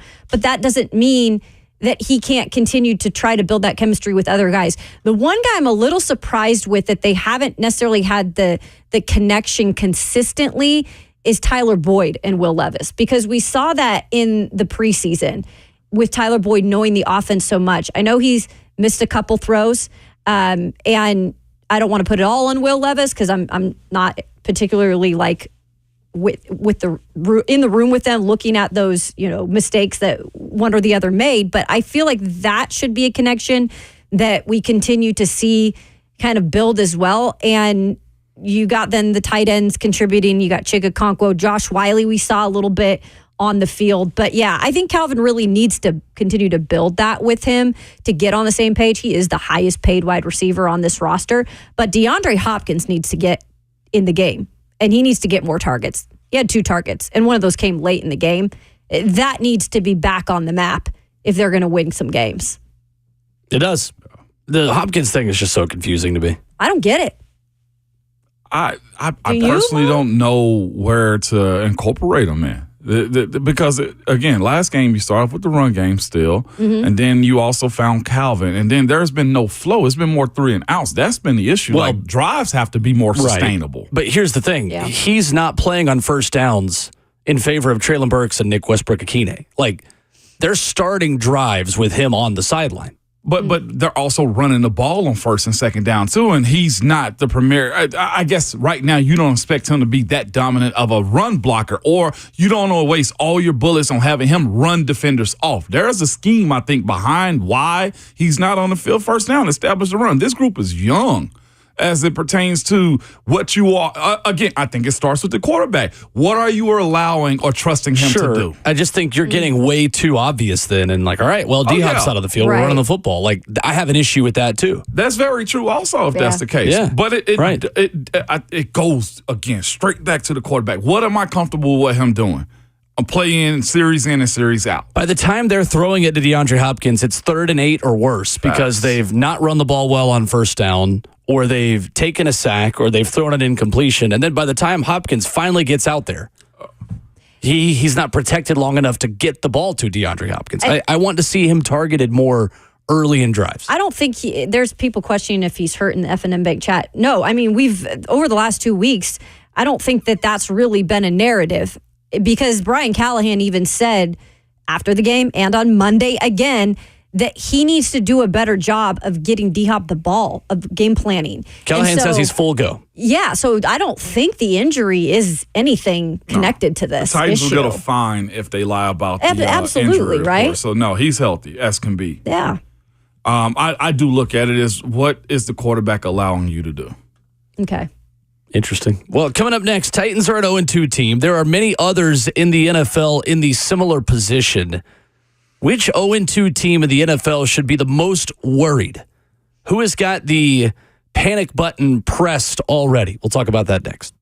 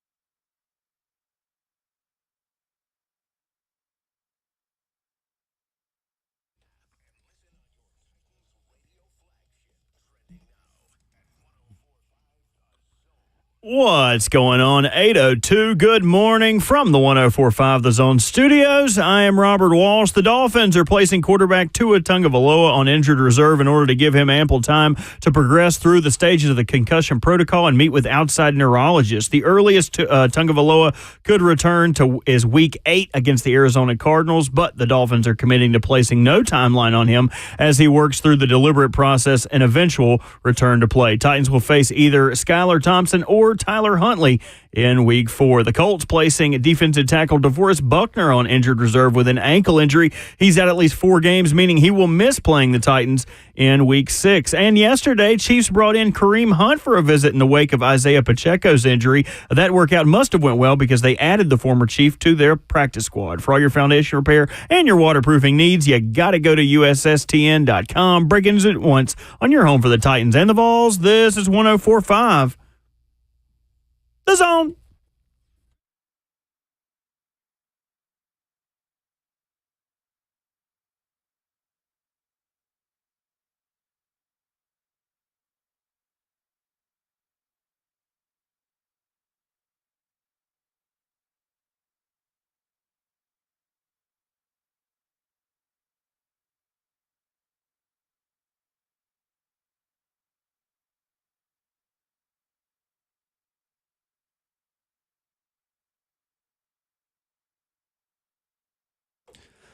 And the show goes on into the second half. Hour number 3, RKW, Ramon Foster, Kayla Anderson, Will Bowling, Robert Walsh pushing all the right buttons, including ours. 615-737-1045, our number. Our weekly preview of the Titans' next opponent is on deck in 15 minutes. We'll give you where the Titans have the biggest advantage and are at the biggest disadvantage as they take on the Green Bay Packers inside Nissan Stadium this weekend. You stream the show live on Facebook Live, YouTube, Twitter, or Twitch.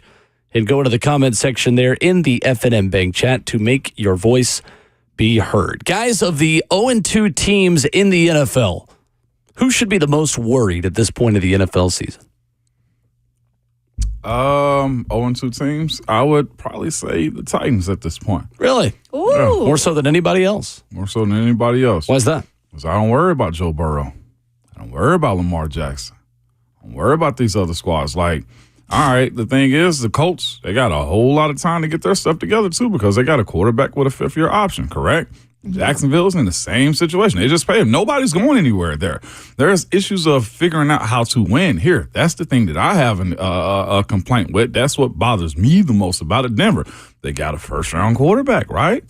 They got they got a coach that's been proven in this league. There is no pressure there. Carolina, they just made the change. Their ownership does what he wants to. New head coach is going to be there for a while, too. Like, they have veteran guys that are already in place. Like, changes have been made. I don't worry about L.A. Rams. Why? They got a veteran quarterback that knows how to win.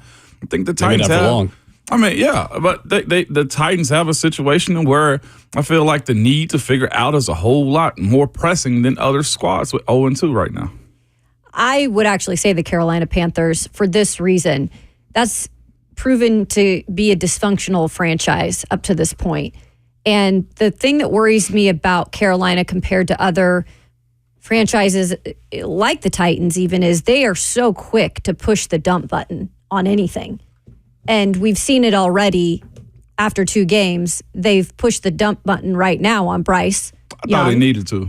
And that's fine. But Andy Dalton is no savior. Like, Andy Dalton is a backup that is 36 years old that I know can come in. Just a second. I've got stats. Okay.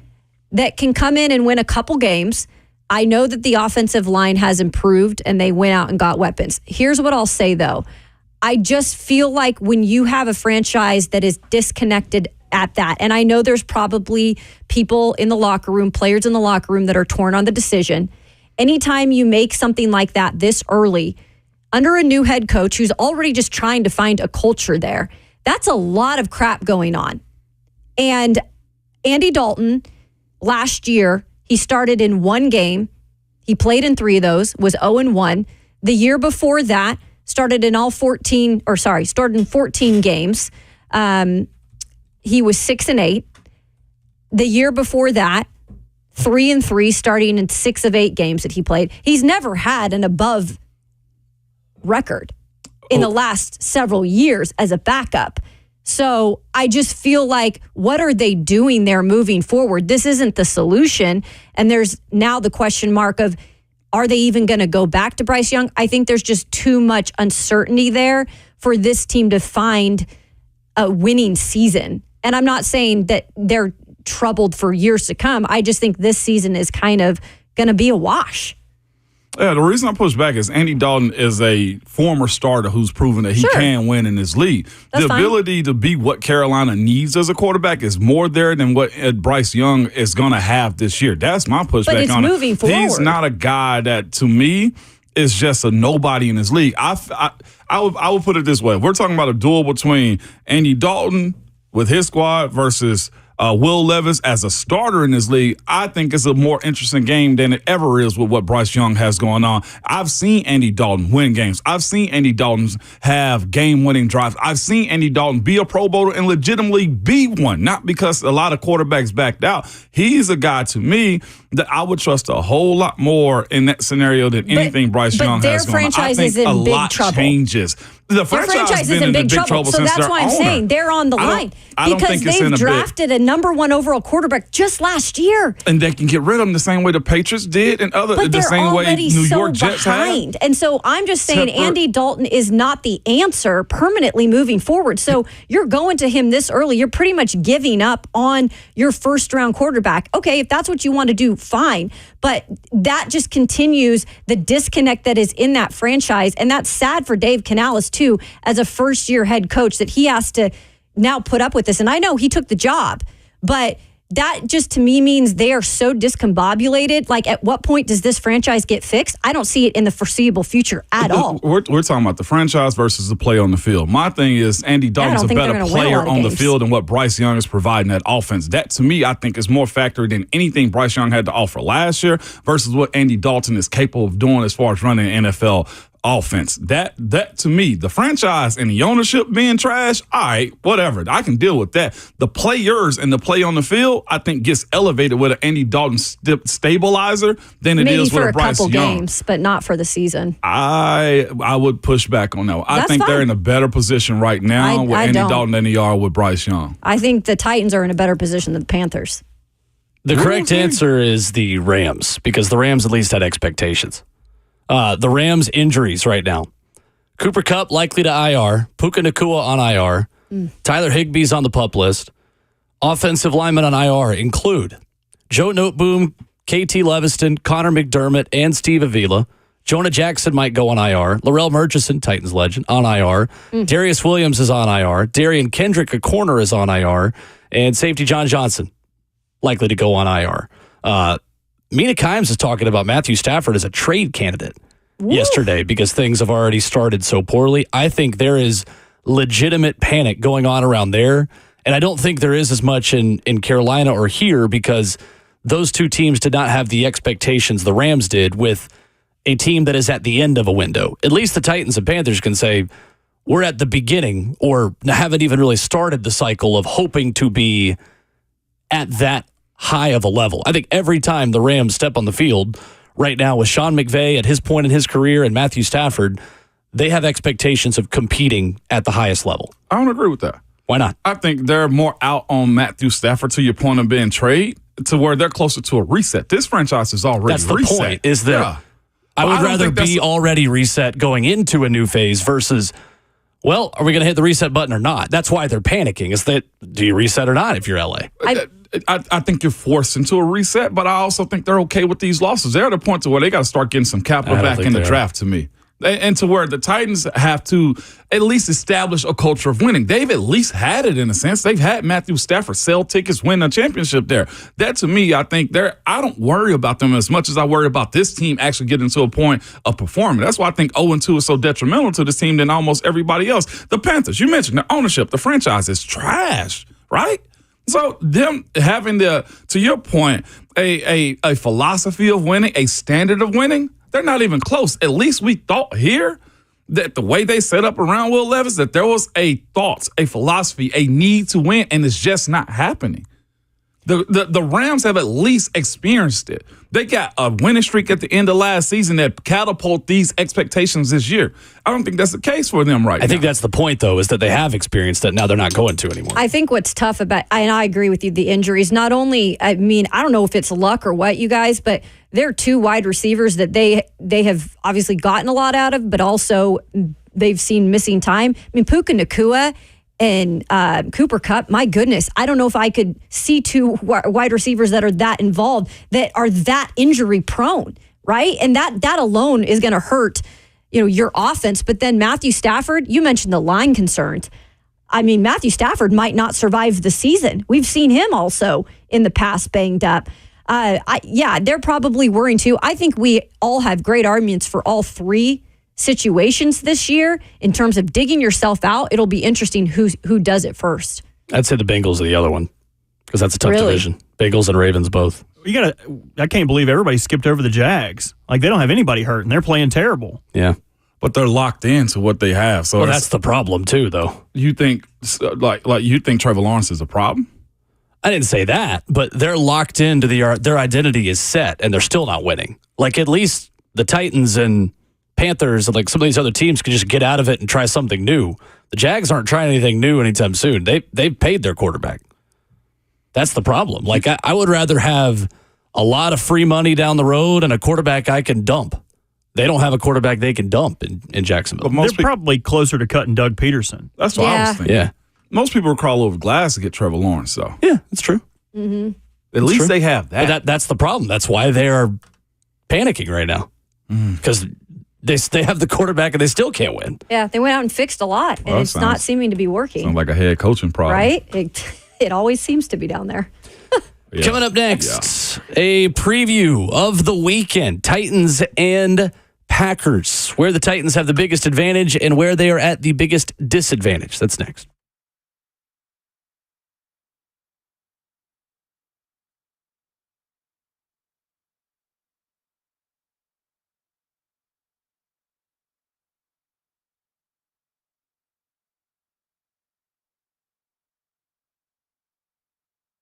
Hey, it's Will Bowling here from my friends at Tennessee Orthopedic Alliance. TOA was established in 1926. It is the largest and most comprehensive orthopedic practice in Tennessee. Over 100 orthopedic physicians throughout Middle and East Tennessee who can take care of all your musculoskeletal needs.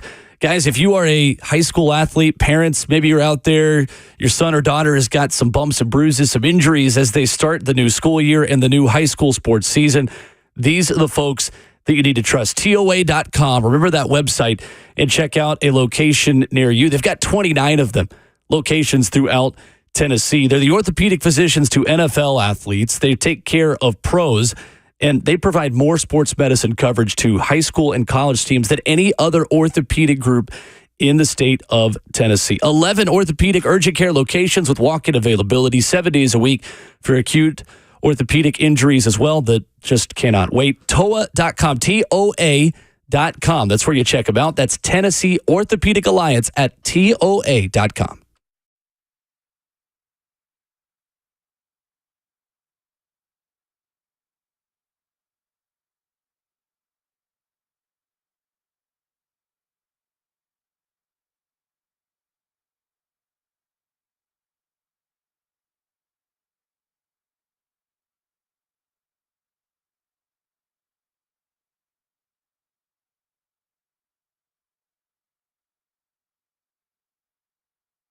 What's up? It's Will Bowling. Join me at the all-new Tighten Up Tailgate presented by Gray and Dudley at the Bankers Alley Hotel this Sunday starting at 10 a.m. before the Titans take on the Green Bay Packers. 221 2nd Avenue in downtown Nashville. We'll have burgers, brats, drinks, everything you need to get ready for the game at an easy walking distance away from Nissan Stadium. We got a parking deal for you as well. $30 game day valet parking rate for those attending our tailgate. $20 to valet park if you just dine in inside at the Gray and Dudley restaurant. That's 221 2nd Avenue in downtown Nashville. Come and see us at the Bankers Alley Hotel, 10 a.m. this Sunday.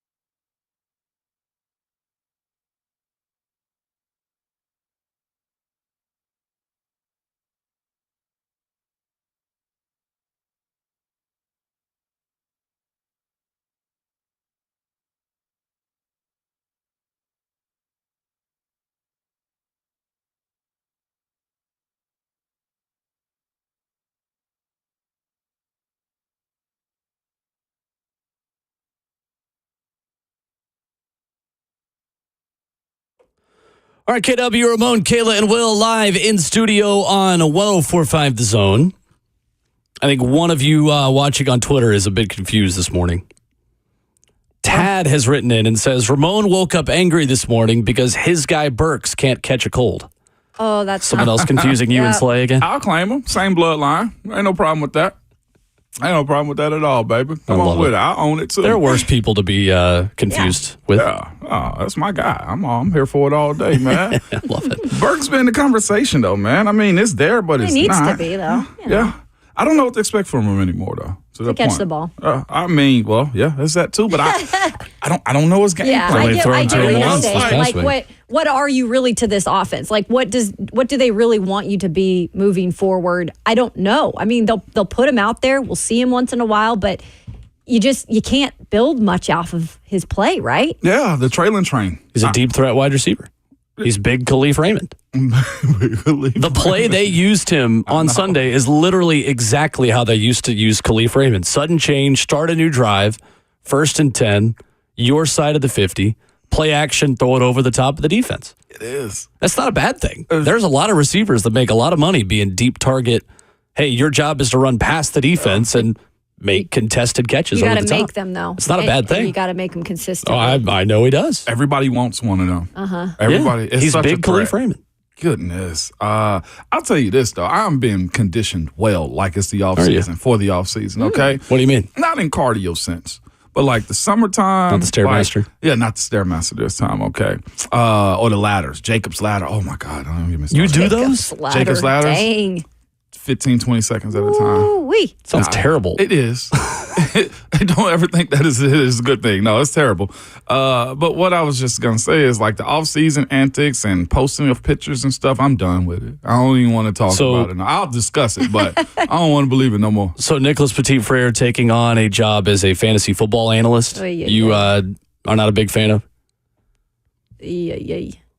Well, I don't know if it's the best time to announce a new job outside of football when you just set a record in the NextGen Stats era for most pressures allowed in one game, the way NPF did.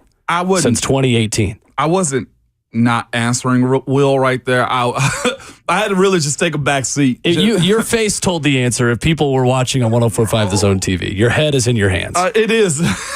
Here's my thing on NPF. Get them coins, okay? Get your chickens, as Marshawn Lynch said it a while back. Get your ducats, expose yourself to the world, and get paid. Get paid, young brother, get paid. Get paid. In the words of Young Dolph, that's where I'm at this morning. I'm great with that, too. I ain't mad at it. But maybe we don't post about it on social media. No, here's the other part of it, okay? Here's the other part of it. How about doing your job first? Yeah. Like the job you're paid to do every day. I didn't go not get your side gig. I didn't go get a radio show in Pittsburgh as a current player, until I became an established starter. I had a reputation of good play on the field. That's right. My respect factor was there. My teammates was there to support it. You know what I'm saying? Let's put it this way. Michael on YouTube says, I wish NPF would take on a job as a reality football expert. Like do a real thing. That's all we need to say. Yeah. And that's it. I think I have an issue with it, and I've gone on here multiple times and stood up for Nicholas Petit-Frere and said, give him a chance to work into that role at right tackle, but I don't like this, and I don't like it for the fact of exactly what I just said. He has not proven himself yet at that spot, and if you look at last year with the suspension, no matter if he knew what was going on or not, he did it. He made the mistake. He was suspended. He hurt his team last year. And he hurt himself because he wasn't able to be out on the field that whole time to grow in that year two that you say is very vital for offensive linemen to grow in. And now you come back in your third year and you come back halfway through training camp because you had a scope on your knee, by the way, and you haven't proven anything yet. And then you're going to take on some other job. And I know people can do what they want. Okay, whatever. They can. But 100%. You need to do what you need to be able to do on the field. And after coming, I don't know. I could never do that. Maybe that's my mindset. I look foolish. But that's why I have a problem with it. So here, I'll end mine by saying this. I like the Arch Manning approach. Everybody know Arch is very marketable. But what did Arch, and I know his family circumstances are way different. They got bread, okay? But personally, you always want your own money, right? Arch said, I don't want nothing until I prove that I can play. He's still a backup quarterback. According to Paul Feinbaum, maybe he's the starter now. But that's still the backup approach, quarterback. and I'm old school with that. Okay, I'm great with somebody getting paid, but if I'm NPF and my marketing people are coming to me with, "Hey, we've got this option for you to do a fantasy football thing," I'm telling them, "I'd love to make more money. I'd love to have other opportunities. Find me something else." Not right now. That's why you have marketing people. That's why you have agents. That's why you have teams in your corner to give you ideas. They work for you. Just because somebody approached you about doing something, if I'm NPF, I'm saying, "Nah, I don't know if that's the best look." Yeah. What AJ said, Ramon, will you know that you make more money succeeding in football over a podcast? Now, I'm be real, some very, Bussin makes bank, okay? The pivot makes bank. I ain't saying very lucrative business. He's brought on as an analyst. I don't know if he's got ownership in this thing. Yeah, it's interesting. It's so many different layers we don't know, but I'm all into y'all. Man, the reason we like and know you, whether you want to act, whether you want to rap, whether you want to go on TV shows, podcast, stream, or whatever, the reason we know you and we speak about you is because you got a number in an NFL game day pamphlet. Mm-hmm. And guess what? It opens him up for conversation because guess who's going to be talking to him in the locker room today? All of us. If he has one more game like last week, he's going to be out. That's why it's like you open yourself up for this. Let's go to Sue Ann in Nashville calling in, 615-737-1045. What's up, Sue Ann? Hey, guys. Thanks for taking my phone call. I always listen. Kayla, welcome to the show. Thanks, Sue Ann. And so I am mad as hell about what NPF is doing. Shame on him. You know, people are already paranoid about how unprofessional professional football is, and all the games are fixed, and blah, blah, blah, blah, blah. And then he goes and does something like this. Anyway, I'm going to calm down here. Go off, and I'm going to say thank you for having, what's his name? Bryan Rice on? Yeah. This morning? Yeah. Holy mackerel. He just shoved a knife the size of a machete through my football yard talking about Will Levis and how he sucks. And, hopefully, maybe, but probably not. Anyway, I love and appreciate you guys all. Thanks for taking my call. Talk to you later. Thank you, Sue Ann. Thanks, Sue Ann. That warms my Appreciate it. heart, man. I'm over here hugging myself after listening to Fantasy Life, by the way, at MB Fantasy Life, the specifics on Nicholas Petit-Frere is joining them as a fantasy expert. So did you see the tweet they just put out? They just put promo codes out for him. So if you use promo code Allowed Pressure, you can get $100 off your first bet. If you use promo code Traffic Cone, you can double the winnings of your first bet if you bet against the Titans. Here's the question. Can I pick up on fantasy whoever is going up on the left side of the defensive line that's about to play the Titans on Fantasy Life? Rashawn Gary. Because Rashawn Gary this week might be a good pick on Fantasy Life. Is that the kind of thing NPF's going to be suggesting? Now, Preston Smith. I'm going to have an issue with this. If a Pollard run gets taken back from a touchdown and then Spears comes in, I need to know his lineup. I need to know NPF's lineup before we start playing these games. This is weird to me. The more we talk about it, the more I'm just like, this is not. Doesn't compute. This doesn't equal. It's just a little cringe. Use promo code SACK today on Fantasy. How about 3 sacks? Oh, my God. All right, so let's talk about 13. Titans Packers. We mentioned Rashawn Gary. Where do the Packers have the biggest advantage over the Tennessee Titans? I think it's their defense. It's been 3 weeks of defense for me. I think Jair Alexander. Well, go ahead. No, I was saying that you're 100% right. I think we're looking at the same thing. Yeah, we're looking at the same thing. But before this week, that's just where they at. You got Rashawn Gary, who's finding himself still as a rusher. He's becoming that dude. You also got Preston Smith. Preston Smith, since the day he's come in, has been one of those guys that is a nightmare to deal with. Mm-hmm. He's a heavy rusher. He's mobile in his hips and his arm. His extension gets around you. This is going to be one of those weeks to where if JC had a good one also last week, then he going to try him. And here's the thing about about Preston Smith. He can rush you and bull rush you, but he's also savvy and long enough arms that he can get around you and fake you. The same way that we saw Chicago do in a sense, right? And then Rashawn Gary. They got support on the front end of that defense and on the back end. And on top of Quay Walker seeming to be getting his footing out of Georgia too now. The defense is the biggest issue, Will. If they can do what everybody else did, rush 4, drop 7, We got to see this thing compute a little bit better, or Coach Callahan got to draw it up enough to where the ball's coming out of his hand. Let me pick this apart because I agree with defense overall. The Packers have been able to force takeaways. I think that's the benefit to their defense. 2 games, right? Yeah, they've had 5 interceptions through 2 games. They only had 7 all of last year, you guys. So they've clearly taken a big leap in that. And you're right. Everything you guys are saying in terms of being able to get to Will Levis, the back end is pretty legit. And this Titans defense, while it's number 1 right now in the NFL, it has not been able to force any turnovers. However, on the flip side, I'll give my what the Packers have in, what the Titans have beneficiary to this defense is they can actually run the ball against this defense. If you look at this Packers run defense, it hasn't been exactly great. I know that Jonathan Taylor last weekend ran for 103 yards. He was 8.3 yards per carry. And honestly, they didn't even run him as much as they could have run him, which is a small question of that alone. So I think their run defense in particular, guys, isn't great. And Tony Pollard's been really, really good for this team so far this season. Let's see. He had in week 1, overall, he has 144 rushing yards and is averaging 4.4 average through 2 games. That's Tony Pollard. So I actually would give the Titans the benefit in the run game against this run defense. As weird as that says, because overall, I think their defense has the advantage.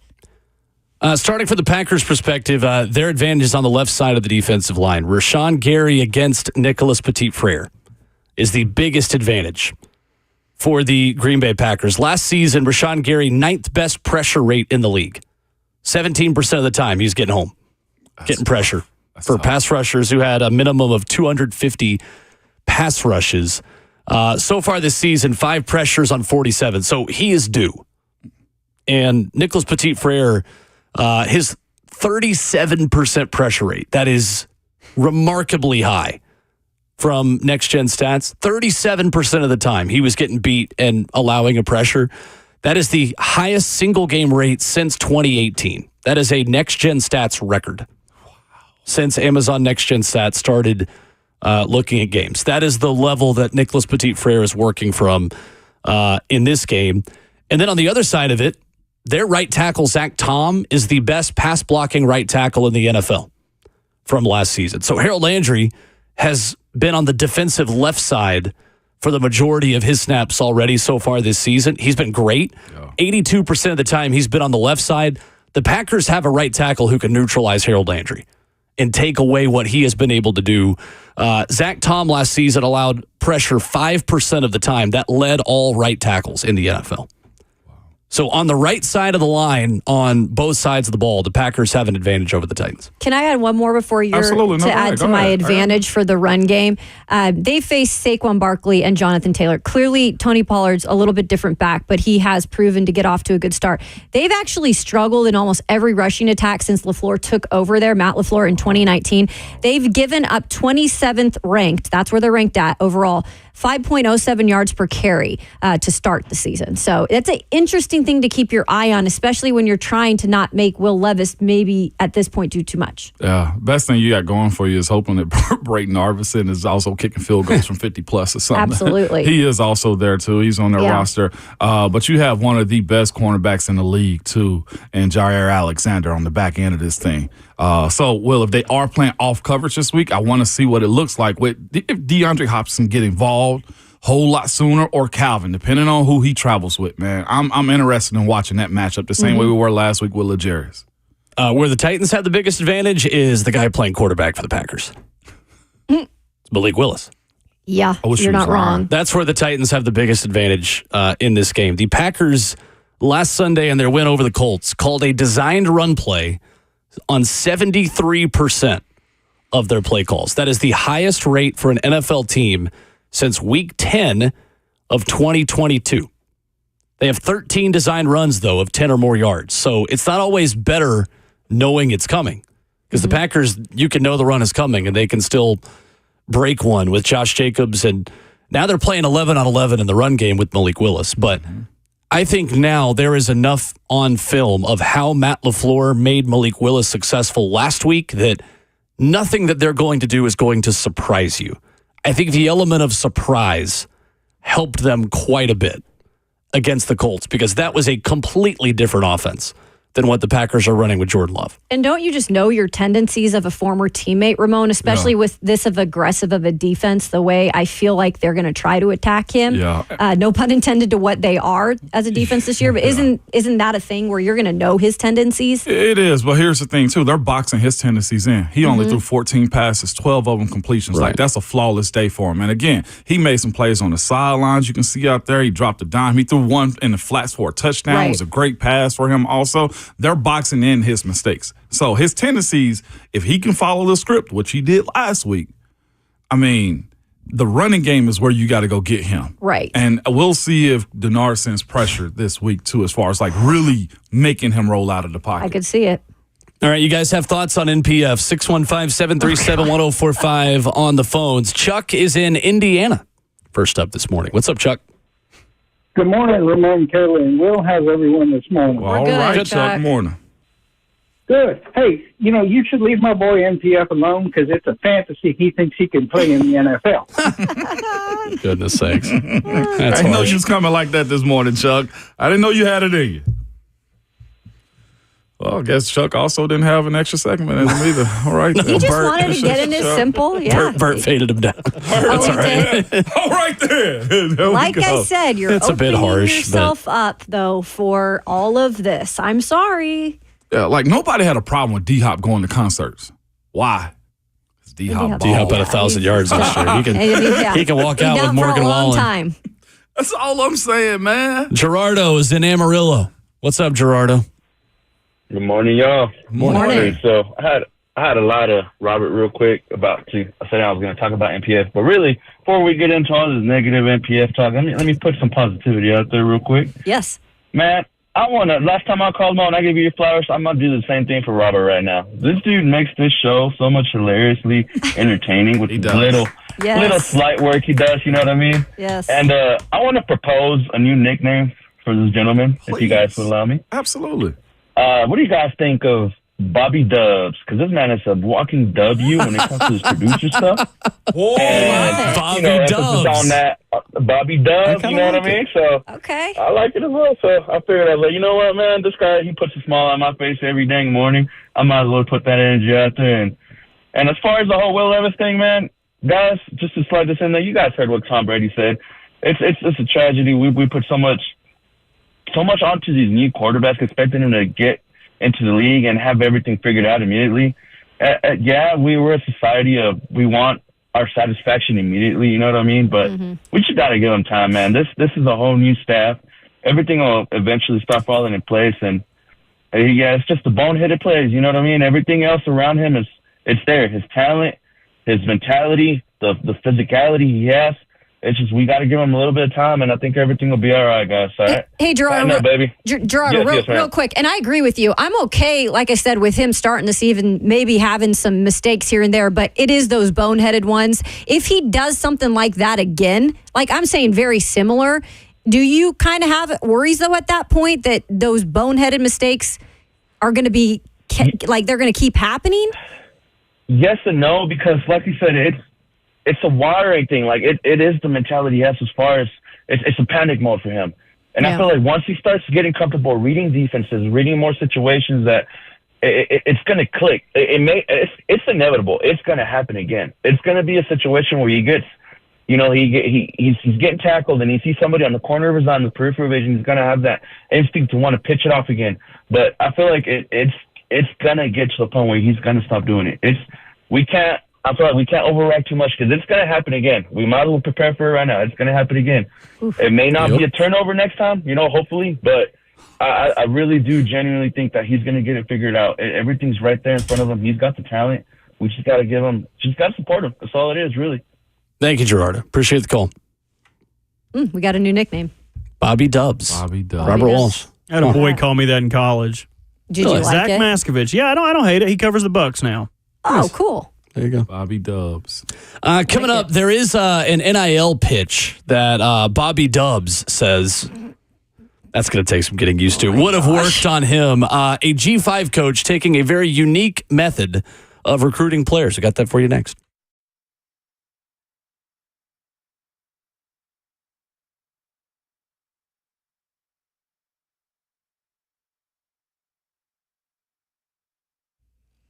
Hey, it is Kayla with FanDuel, and we are just getting into the real good part of the NFL season. It is week 3, and you hear us talk about FanDuel all the time. That's because they're America's #1 sports book, and we have something a little bit different for you. Now through September 22nd, all FanDuel customers can bet $5, and then you're going to get a 3-week free trial of NFL Sunday Ticket from YouTube. And with that YouTube TV base plan, you're going to be able to watch every regular season Sunday afternoon out-of-market game. All you're going to need is a Google account and then a current form of payment, and you can cancel at any time. So Titans fans, if you want to see every single game this season, this is the place to do it at. Just visit FanDuel.com/Kayla to download America's #1 sportsbook. That's FanDuel.com/Kayla. And must remember, you got to be 21 years and older and present in Tennessee to bet. First online real money wager only. $5 first deposit required. Bonus issued as non-withdrawable bonus bets, which expire 7 days after receipt. Restrictions apply. See terms at sportsbook.fanduel.com. Gambling problem? Call Tennessee Redline 1-800-889-9789.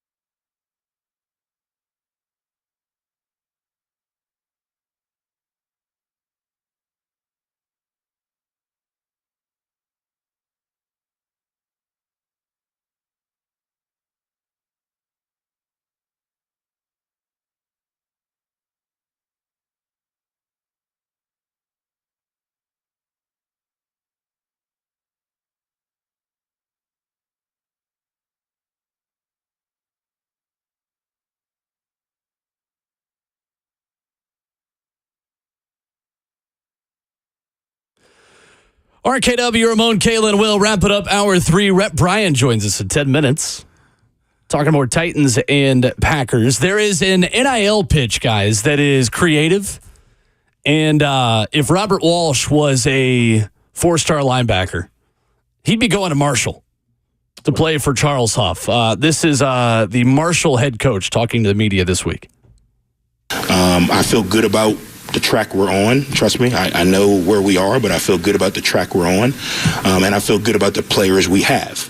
I would love to have some of those guys from Ohio State, too. So if they want to transfer on down, we've got a Tudor's Biscuit NIL, all you can eat.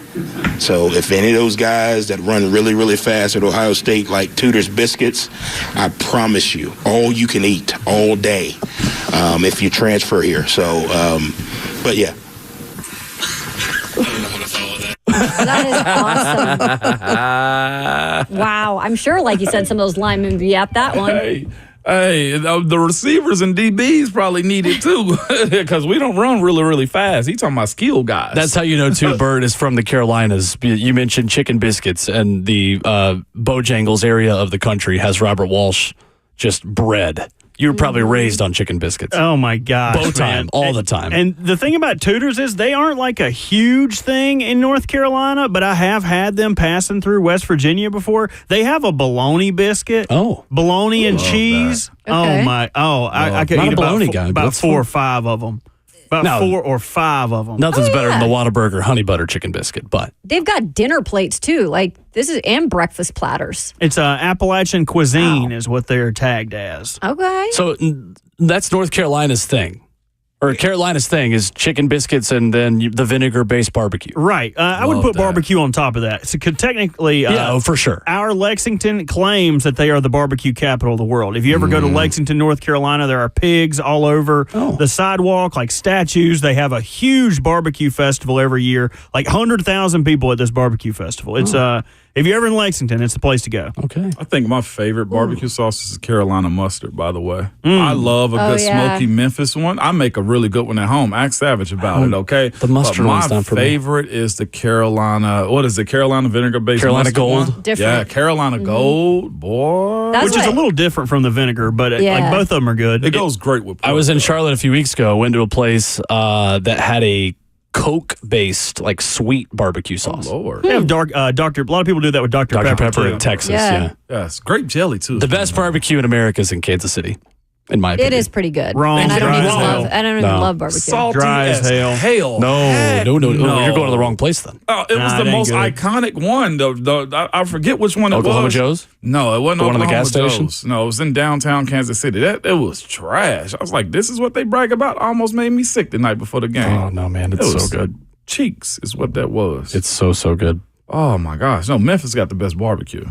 Can't even taste the Never meat. been That's there. why they had to make it so sweet and like the that? salt. Kansas City. Oh, Kansas City. That's what I'm saying. Q39 in Thank Kansas you, City. Bert. That's why they got to have all that sauce on it. The meat ain't no good. It's Q39. bad. There was not much And the on what I spare had. ribs was just trash, too. No, If you're going to no. cook spare ribs, you better Well, make sure you do them right. Memphis barbecue is taking a hit now because Rendezvous has unfortunately fallen off Well, under new ownership there. That's the reason we don't go to Rendezvous. Okay. Rendezvous, that sounds...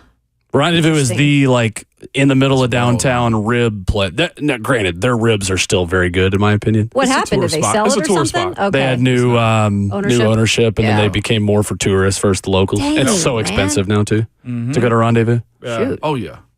Yeah. Somebody said Austin. I've never had barbecue in Austin, so I don't know. Yeah, nobody has barbecue in Austin. All they're going to give you some big old cow backs. True. That's it.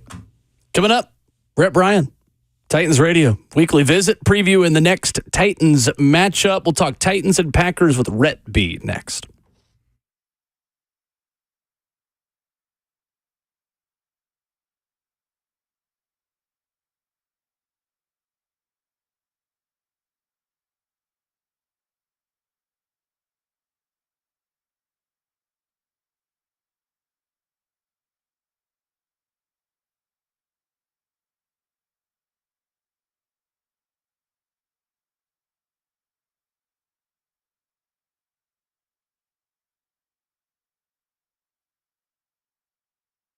It's Kayla Anderson and Ramon Foster here for Window Nation. Letting you know, if you buy 2 windows right now from Window Nation, you'll get 2 windows free plus pay nothing with no interest for 2 full years. Again, if you got old inefficient windows, you probably lost a lot of cold AC, so don't lose this heat. With the nice weather on the way, it's a great time now to replace those old inefficient windows with new energy efficient ones from Window Nation. Yeah, and all they do is windows, and Window Nation's windows come with a lifetime warranty. You can go look at the 33,000 5-star reviews on Google. They've got 96% customer satisfaction rating. We could go on and on and on.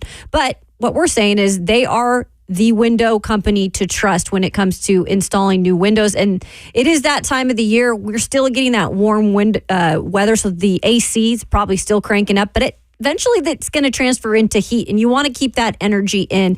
Don't let it go out your windows. And you can check out a deal from our friends at Window Nation now. Buy 2 windows. You can get 2 free plus no down payment, no interest, and no payments for 24 months. All you've got to do is check them out at windownation.com, or you can call them 866-90Nation.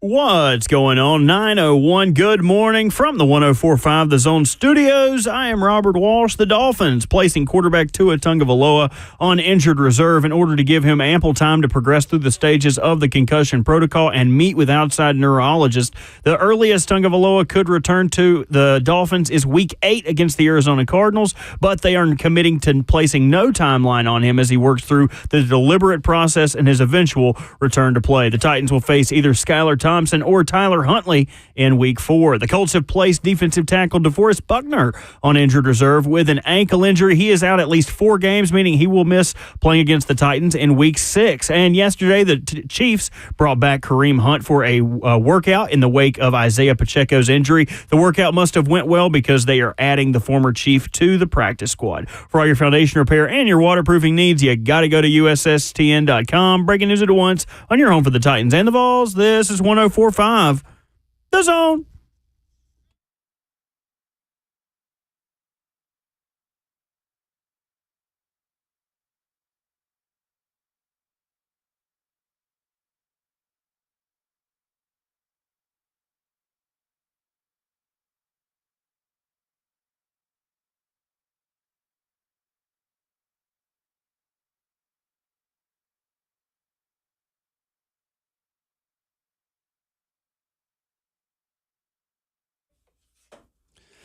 Hour number 4, 9 a.m. in Nashville. This is the fourth quarter of RKW. Ramon Foster, Kayla Anderson, Will Bowling, joined as always at 9 a.m. on Wednesdays by our very good friend, Rhett Bryan. He is the executive producer of Titans Radio, and he celebrated a birthday yesterday. Happy birthday, Rhett. Thank you very much. I don't feel a day over 100. No, I feel good. I feel good. I would hope you don't feel a day over 100. I just, Happy birthday to him.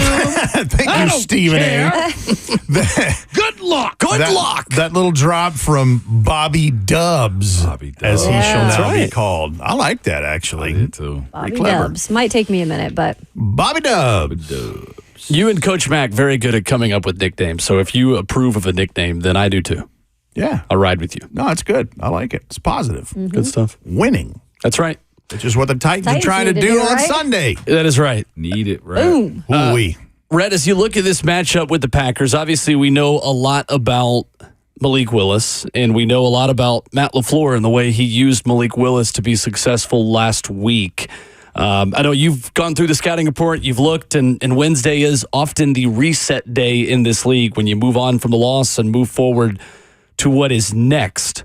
What stands out about the Packers and the way they were able, specifically in Week 2, to beat the Indianapolis Colts? Well, it's Matt LaFleur's game program, his scheme for this last week reminds me a lot of what he did in Week 2 after Vrabel's first game as head coach, when they had the Miami game that was the longest game in NFL history. Right. And, Taylor Lewan gets knocked out, and Delaney Walker's got a broken leg. There's all kind. They were missing both tackles because Dennis Kelly had this mysterious illness. Wow. I don't know. There's a list of things you were missing, but you were missing arguably your best player in Delaney Walker, and so they just basically set fire to the playbook and kind of reconstructed things on the way home from Miami. That's right. Mm-hmm. And, if you'll remember, they started with some trickeration on a punt. Dane Crookshank from Kevin Byard. Yeah, 63-yard touchdown. Yep. So, and they ended up winning that game, and a division game. So it can be done, and it didn't surprise me that he did that after, Jordan Love had the ankle or the knee injury, I should say, in Sao Paulo a couple of weeks ago. So clearly he set up Malik for success, but Malik deserves a lot of credit because he did not do anything to harm himself or the team either. Facts. 12 of 14, 121 yards and a score. Great. Good stat line. But they ran the devil out of the ball. And for Packers fans, they were all, oh, God, you let Aaron Jones go into the division to the Minnesota Vikings.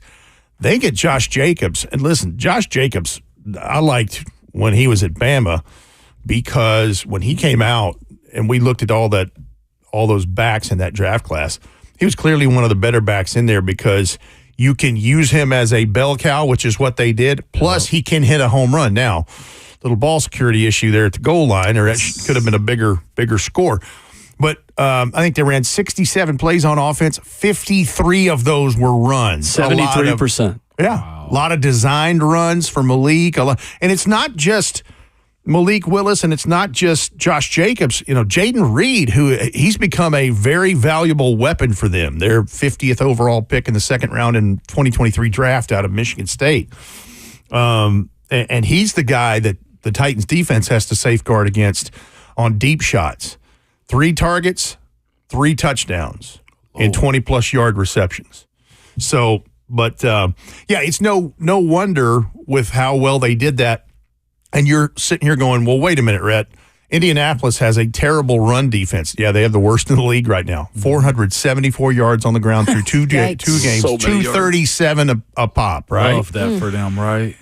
And DeForest Buckner is out. So it's got a chance to get worse. But anyway. You don't ask for good fortune sometimes. You don't ask for it sometimes. Sometimes it just falls in your lap. Yeah. Manna from heaven. So, but it is no wonder that Green Bay, they're the number 1 rushing team in the league, 212 yards a game as a team, number 2 in yards per carry at 5.7 a clip.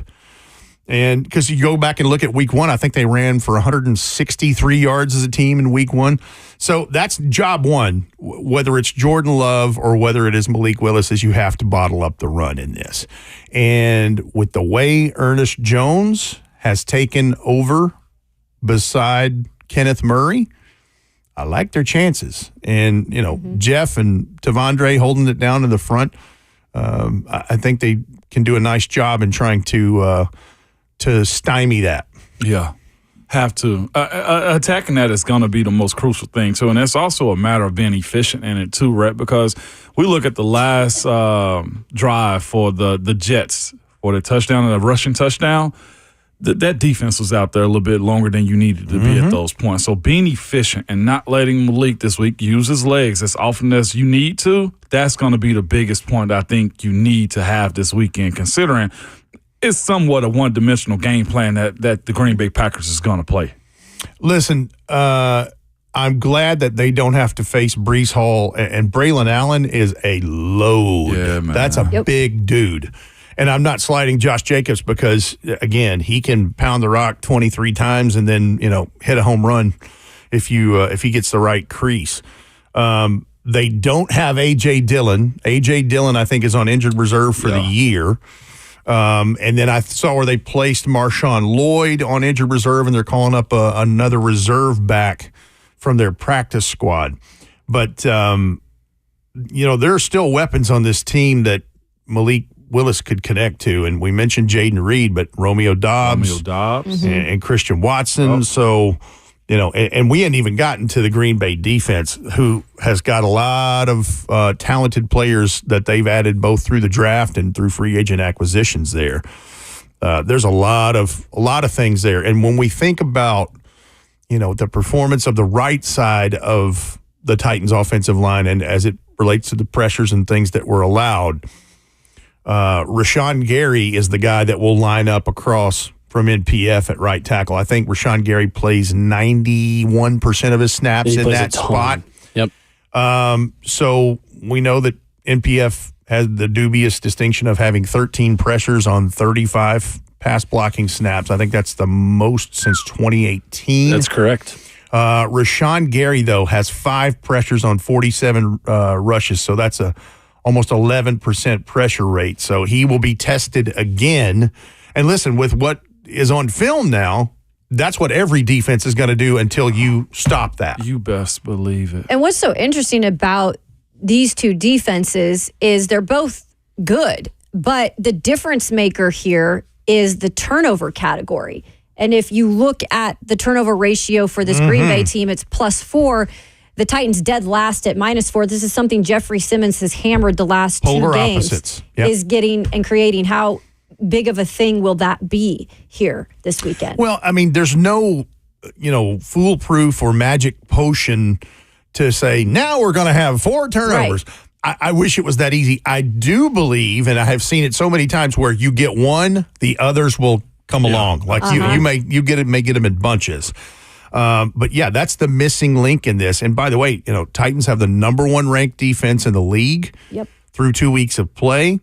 Harold Landry's notched 4 quarterback sacks already, so he's very happy about Devondre Sweat helping out Big Jeff because he's reaping the benefits, and I do believe there'll be others who will also get those rewards. But yeah, they have to get, you're sitting there going with what you just said a minute ago about they're out there a little long. It's like, how much more can this defense do? Well, if they give the ball back to the offense, that can certainly help their prospects of staying off the field defensively for a while if they can make something out of it. The other thing that the Titans have got to work on is third down efficiency in this. I think they're 8 of 26 in their first 2 games. Mm-hmm. And some of those are, pretty far behind the chains.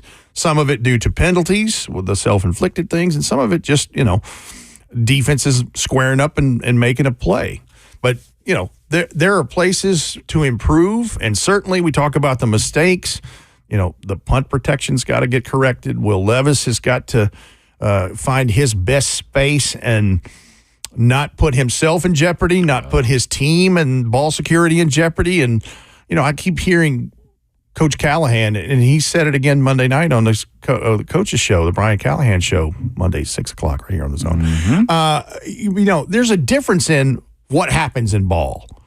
You're going to have a pick. You're going to have a strip sack, forced fumble. Yep. You're going to go against guys who are just good at what they do. But it's the places where you can prevent that is what he's trying to get him out of the habit of doing so much. 100%. Now, the problem with that is there are moments where Will Levis, and he improved last Sunday. He just made some of the same mistakes. That rope that he threw to Calvin Ridley in double coverage with Sauce Gardner draped on him, that's a big boy, big NFL time throw because you watch him climb that pocket and the rush came from his left and he shifted to the right and flick. Yeah. He put that thing right where, and even better catch, a good, really good throw, better catch by Calvin. That's the kind of stuff they want to see from him on a more consistent basis. Rhett Bryan in studio with us talking Titans and Packers here on the Zone. We'll ask Rhett when we come back where he thinks the Titans have an advantage in this matchup coming up on Sunday. And the topics we've been covering throughout the morning, DeAndre Hopkins, Titans offense, where they go next as they look to improve and get past that 17-point mark this weekend against the Green Bay Packers. Much more coming up with Rhett Bryan at Titans Radio next.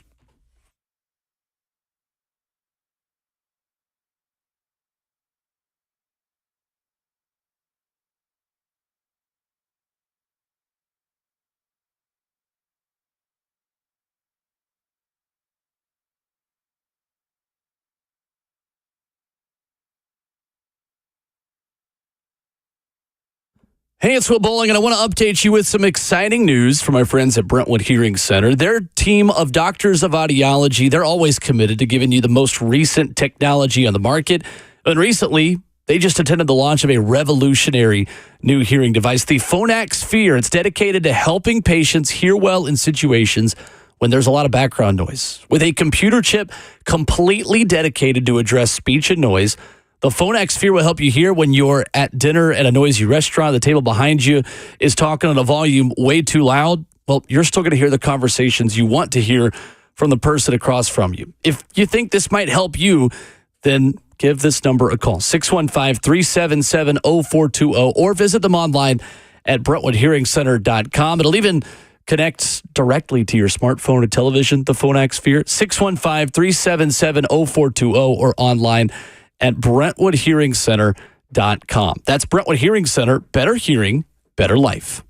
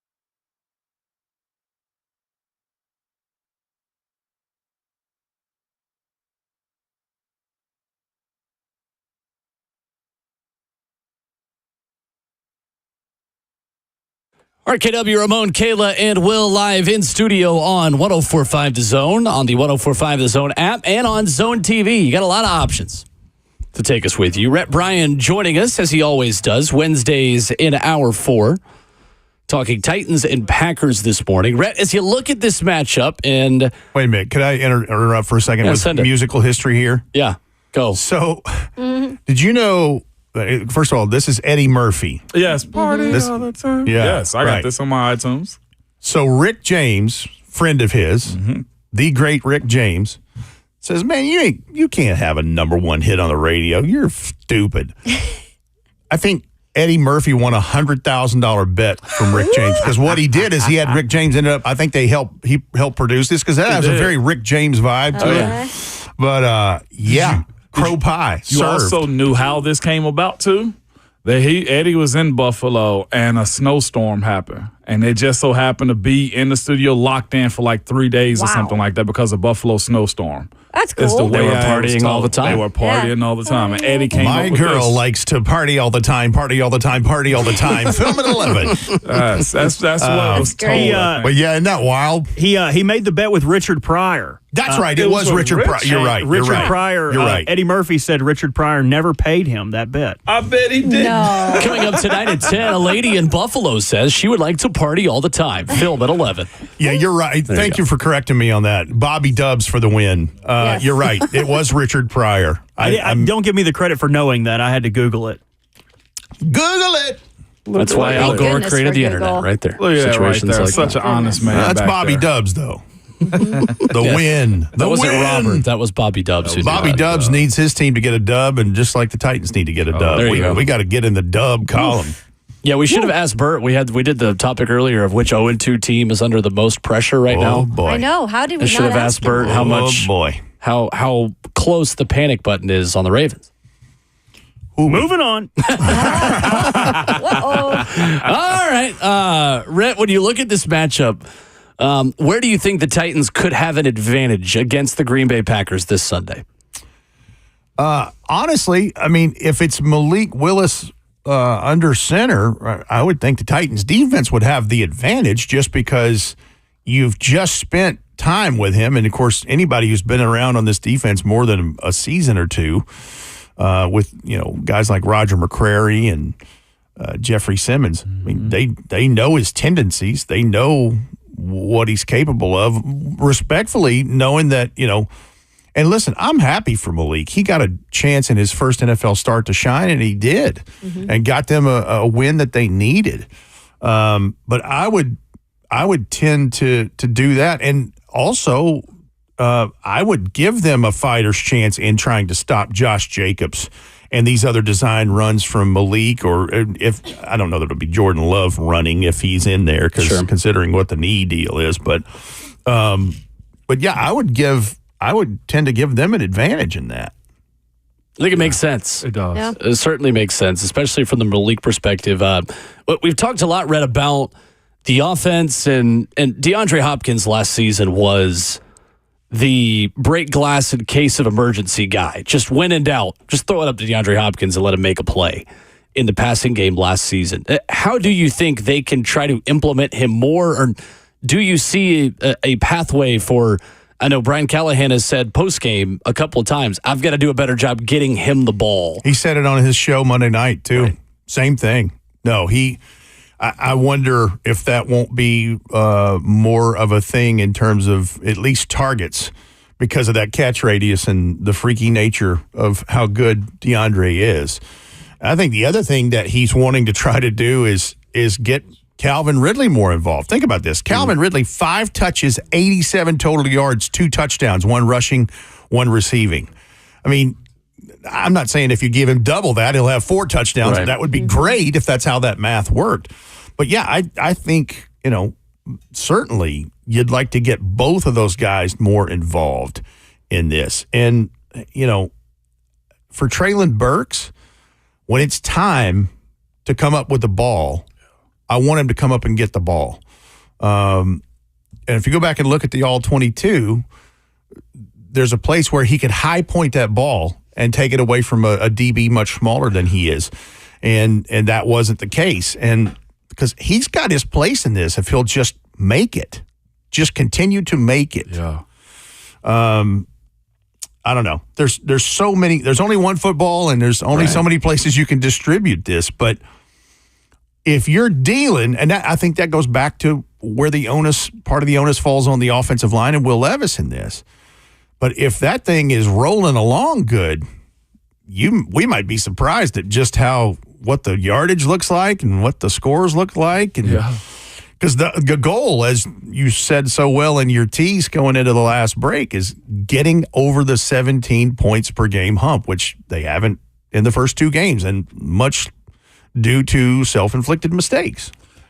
Can I ask real quick while we're on the note of the line and the offense? So I brought up during the, what benefits that this team has in whatever segment we are. I said, the Green Bay Packers, their rushing defense isn't great. Overall, their defense is good. They're allowing 142 yards on the ground, 507 yards per game. It's not like they're being able to hunker down the run game, right? Mm-hmm. But there is a little worry that Titans running backs, in terms of what they have right now, are a little banged up. We know Tajay Spears is banged up. Pollard's got a lot of the carries as well. Yeah. And Julius Chet's is number 3, but we haven't seen him at all, except for special teams. Right. So is that an advantage, do we think still? I guess we're going to have to wait and see. Obviously, first, injury report will come out this afternoon, and those tend to look very different from when they go Wednesday to the one that's finally released at Friday. Mm-hmm. I think the thing that helps is if you're in that treatment room and trying to get things done, there's no travel involved. So you can get in that extra day of treatment and whatever it is you're going through. But that's the thing I wonder about Tajay, because Tajay's a tough dude. And if he was not able to come back into that game, and I guarantee he was pleading his case, that makes me wonder about his availability on Sunday. And your point about Tony Pollard's valid, because he's been the bulk of the carries in this and done very well out of the backfield. So, I think there's some things you can design to help set those kinds of things up. And I think maybe it goes back to what we're talking about with Will Levis and the ball security and the offensive line and getting these aerial weapons more involved to maybe open that part of things up. The other thing you made me think of, too, as it pertains to the passing game and what Will Levis and this offense is going to see. I'm sure you did some digging on this, Will, but they blitz about 5th least of anybody in the league. I think 14.1% of the time. So they're winning with 4 guys, which has been the problem for the Titans. And the other part of it is if they can't get there, they're matching hands. Because I looked at that stat sheet from their win over Indy. They had 7 pass breakups Sunday from 7 different defenders. Yep. 3 of them resulted in interceptions because Jair Alexander and some of those cats in the back end of that defense, legit. They are. But the other part of it, when you're looking at allowed time to throw, through 2 games, the Packers defense, 3.18 seconds, which is... Wow. Yeah. Yeah. And Will Levis' average time to throw against opponents through 2 games has been, I think, 2.8 seconds. Okay. So my hope is that in that math, maybe somebody gives him protection just a hair long enough to where he can rifle it down the field to get somebody another set of downs. In 3.15 seconds, that is the second worst in terms of how long a quarterback has. So Packers' second worst defense in terms of getting to the quarterback quickly. The Falcons, who have not had a pass rusher, it seems like, since Vic Beasley was actually still a really good pass rusher. They are notorious for never being able to get pressure on the quarterback. The way they're currently constructed, they're the worst team in the NFL in that regard. So I'm looking at the numbers going, maybe there's something here. Yeah. Maybe there's something, It's good note. Yeah. When we look at this week and upcoming week and everything that's involved in it too, if it wasn't for the backwards pass and stuff like that, we'd be talking more about the special teams. I think everybody in Middle Tennessee and who is a Titans fan base have now gotten to the point in their phones to where Levis is spelled out and it's not Levi's anymore, right? Mine still is. Right. We're at that point to where his name has been dropped a lot, Rhett. Why is it so much the quarterback as opposed to, back-to-back weeks historically, you made the books again for block punts. Why the quarterback more so than anything? Because it's a quarterback league. Okay. I believe think about it. Most of the faces of the 32 franchises are the quarterback. I mean, prime example, we were talking about the Ravens a minute ago. Derrick Henry's now a Raven, but he's not the face of that franchise. Sure. It's Lamar Jackson. Yeah. And, couple that with it's a league that quarterback gets all the praise when things are going right and he gets all the blame when things are going wrong. But the special teams part of it cannot be ignored. No. You're talking about 4 blocked punts in the last 3 games for Ryan Stonehouse. And that second one chronologically of the 4 is the one that put him on the shelf for months. I don't pretend to know. I'm not a special teams coordinator. I don't play one here on 104.5 The Zone or Titans Radio. Yeah. But somebody's got to protect on that right side, punt protection-wise. That can't happen. And they only brought 6 on that. That's like they weren't even coming after. No, they blocked that on accident. They were setting up, for a return. Yeah. And on top of that too, if you look at Stoney's, I'm not sure what his net was after the block, but his last 2 punts I felt like fluttered. At least that's the way it seemed, because I think there's a little bit of worry now in actually completing your job because you haven't been allowed to in back-to-back weeks. Didn't he have a 63-yarder though after the block Yes, punt? he did. Have a 63. He still averaged 53 and a half yards. God. Yeah, he's still breaking records with all the pressure. Even more reason to protect the guy. Well, it looked bad coming out, but geez, he's just. But he got a 63-yarder on one of those. Yep. He does. I mean, and that's, again, that's right. All the more reason to protect a super valuable weapon on your team. Don't parse him out to the third phase of this thing. Like, he is a weapon. He is a difference maker, a field flipper. 56 and a half average, to be exact. 56 and a half average. Here's a little note to add to that. He recorded his 10th consecutive game with at least 1 punt of 55-plus yards. Currently 9 games. He holds the NFL's longest streak.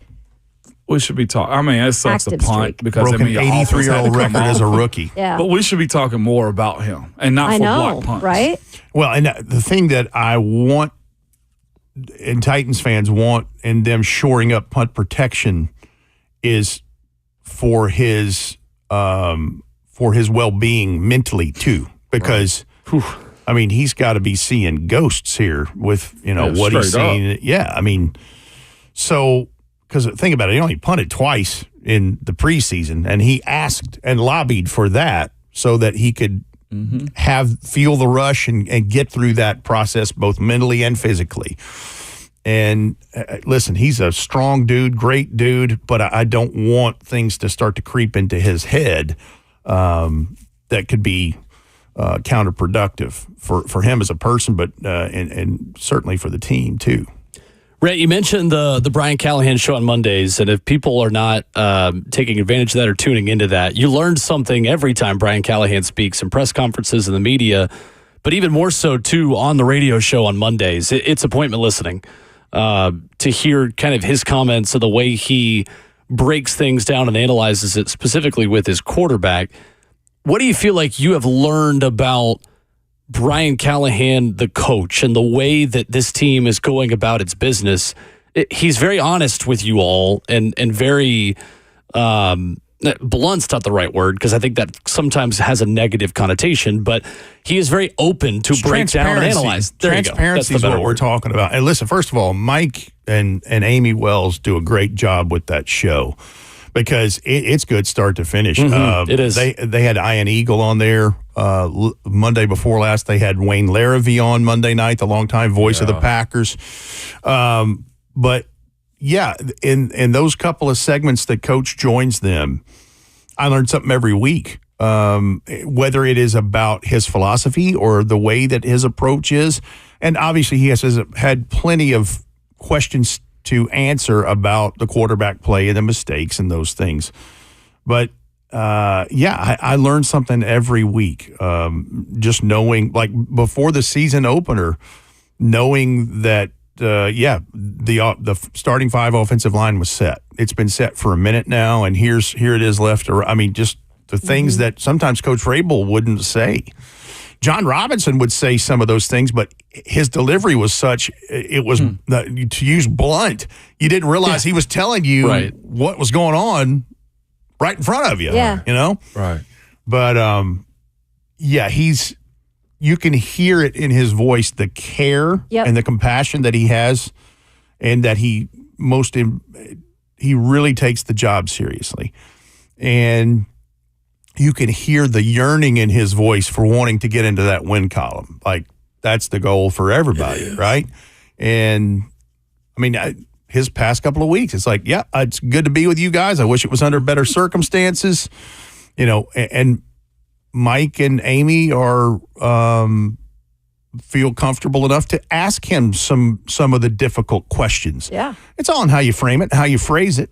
And he gives them honest and transparent answers. So, if you're not listening, you're missing the boat because, he's not going to tell you what his first 15 scripted plays are against Green Bay Sunday, but he's going to give you insight. Mm-hmm. He's going to give you takeaways. And that's what I think the national media is missing. And I get it because they're not in that room every day. They're not talking with the players and coaches. He has a way of getting points across, and even when things go bad, like they've started off 0-2, but you're still seeing the undertone that he really does truly care about these guys, and I do think his players understand that. So when you have a situation where you call out one of your most important players as a quarterback, I don't think Will Levis is taking this as, I can't believe he did that. I still feel he knows how much he cares as a coach to want to continue to make Will Levis better. Yeah. Oh, no, that 100%. It's, look, and I don't know how long the leash is going to end up being for Will if this continues to be a thing. Only they know that. Yeah. But he genuinely cares. He wants Will to have success because, first of all, you would do that with any human being you're coaching. But in this case, when you're on the cheap on the quarterback contract, everybody wants that. I think the thing I learned Monday night is him talking about how close they are to playing really good football. It just hasn't fallen into place yet, despite the mistakes. Yeah. Those are a part of the evaluation, but he's like, and he named off several things, and that was where he went into wanting to get DeAndre Hopkins more involved, wanting to get Tajay Spears more involved before the ankle. He said, we see things that, like, this thing is close. It's just got to tip our way. And I think if it can get it to tip their way, and I think if they can get to tip past 17 points on the scoreboard, I think they can get into the win column. Yeah. I love it. Looking forward to that this weekend as the Titans take on the Packers. He is Rhett Bryan, who joins us Wednesdays here on the show. Rhett, thank you. Thank you all. That's Have right. a lovely rest of the week. Coming up, got a couple things for you. Midweek motivation from Inky Johnson, plus something that happened 20 years ago today. Ramon was there. I was there. Inky Johnson was there.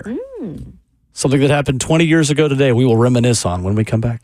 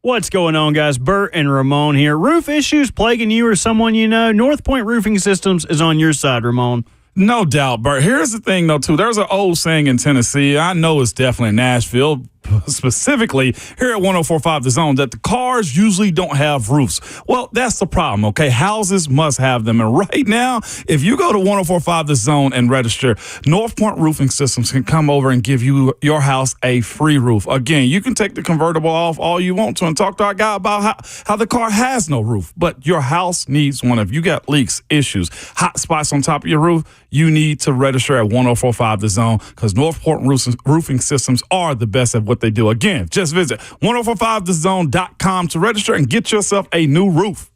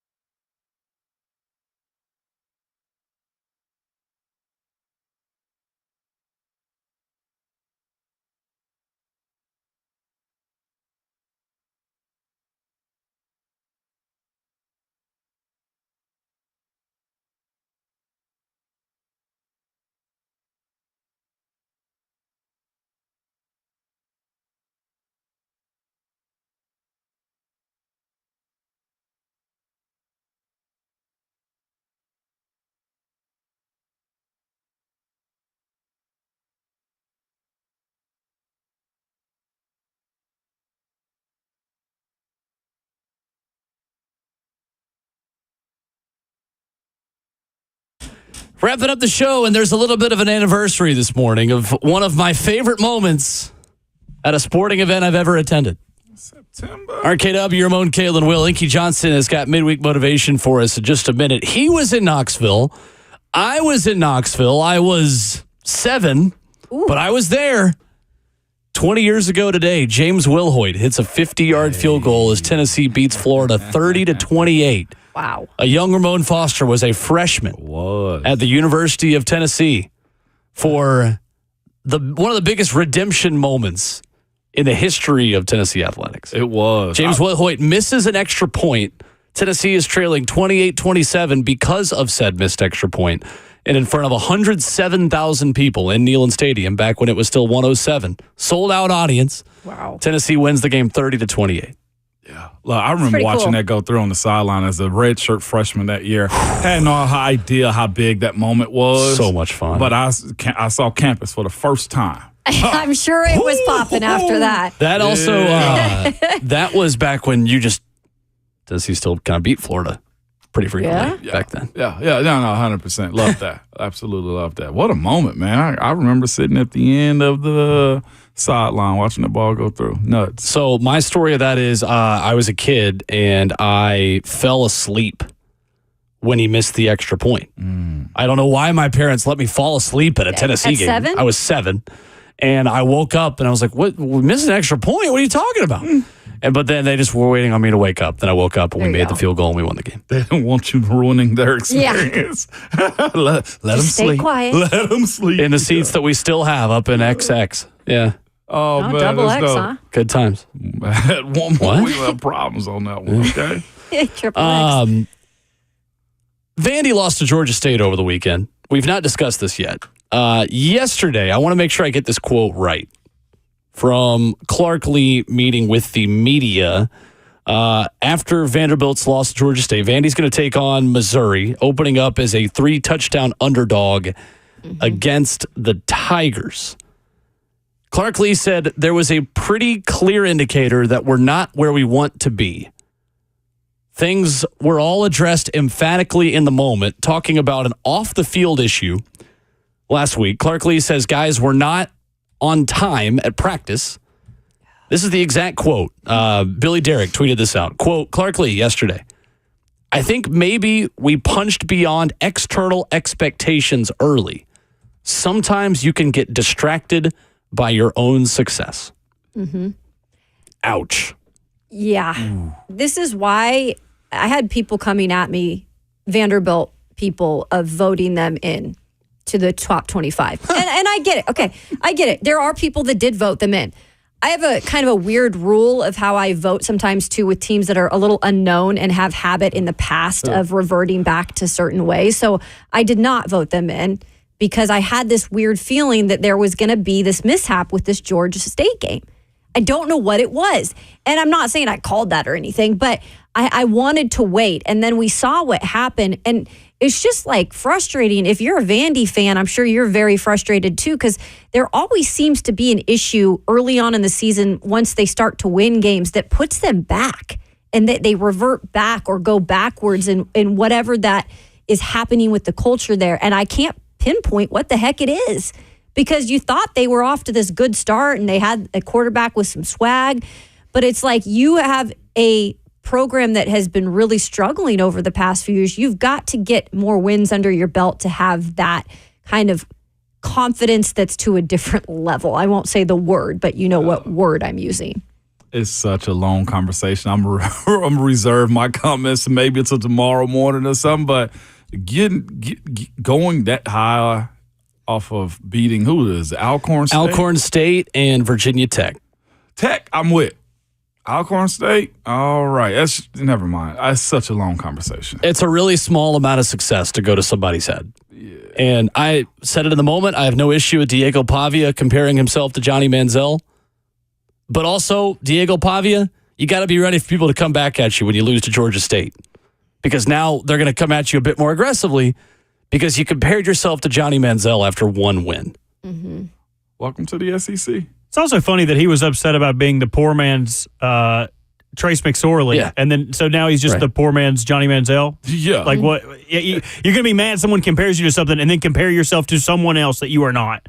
Which is insane to me. Again, just play your game. It's almost as if like somebody getting a contract to go be a fantasy football expert or something. Like, what are we talking about here? I can't wait to ask this question this week in the locker room today. Who do they play next? Missouri? Yes, 3-touchdown underdog. See, and that's what's tough. Like you knew who was on your schedule around the corner after those 3 games, and now it's like, okay, this is a big response week.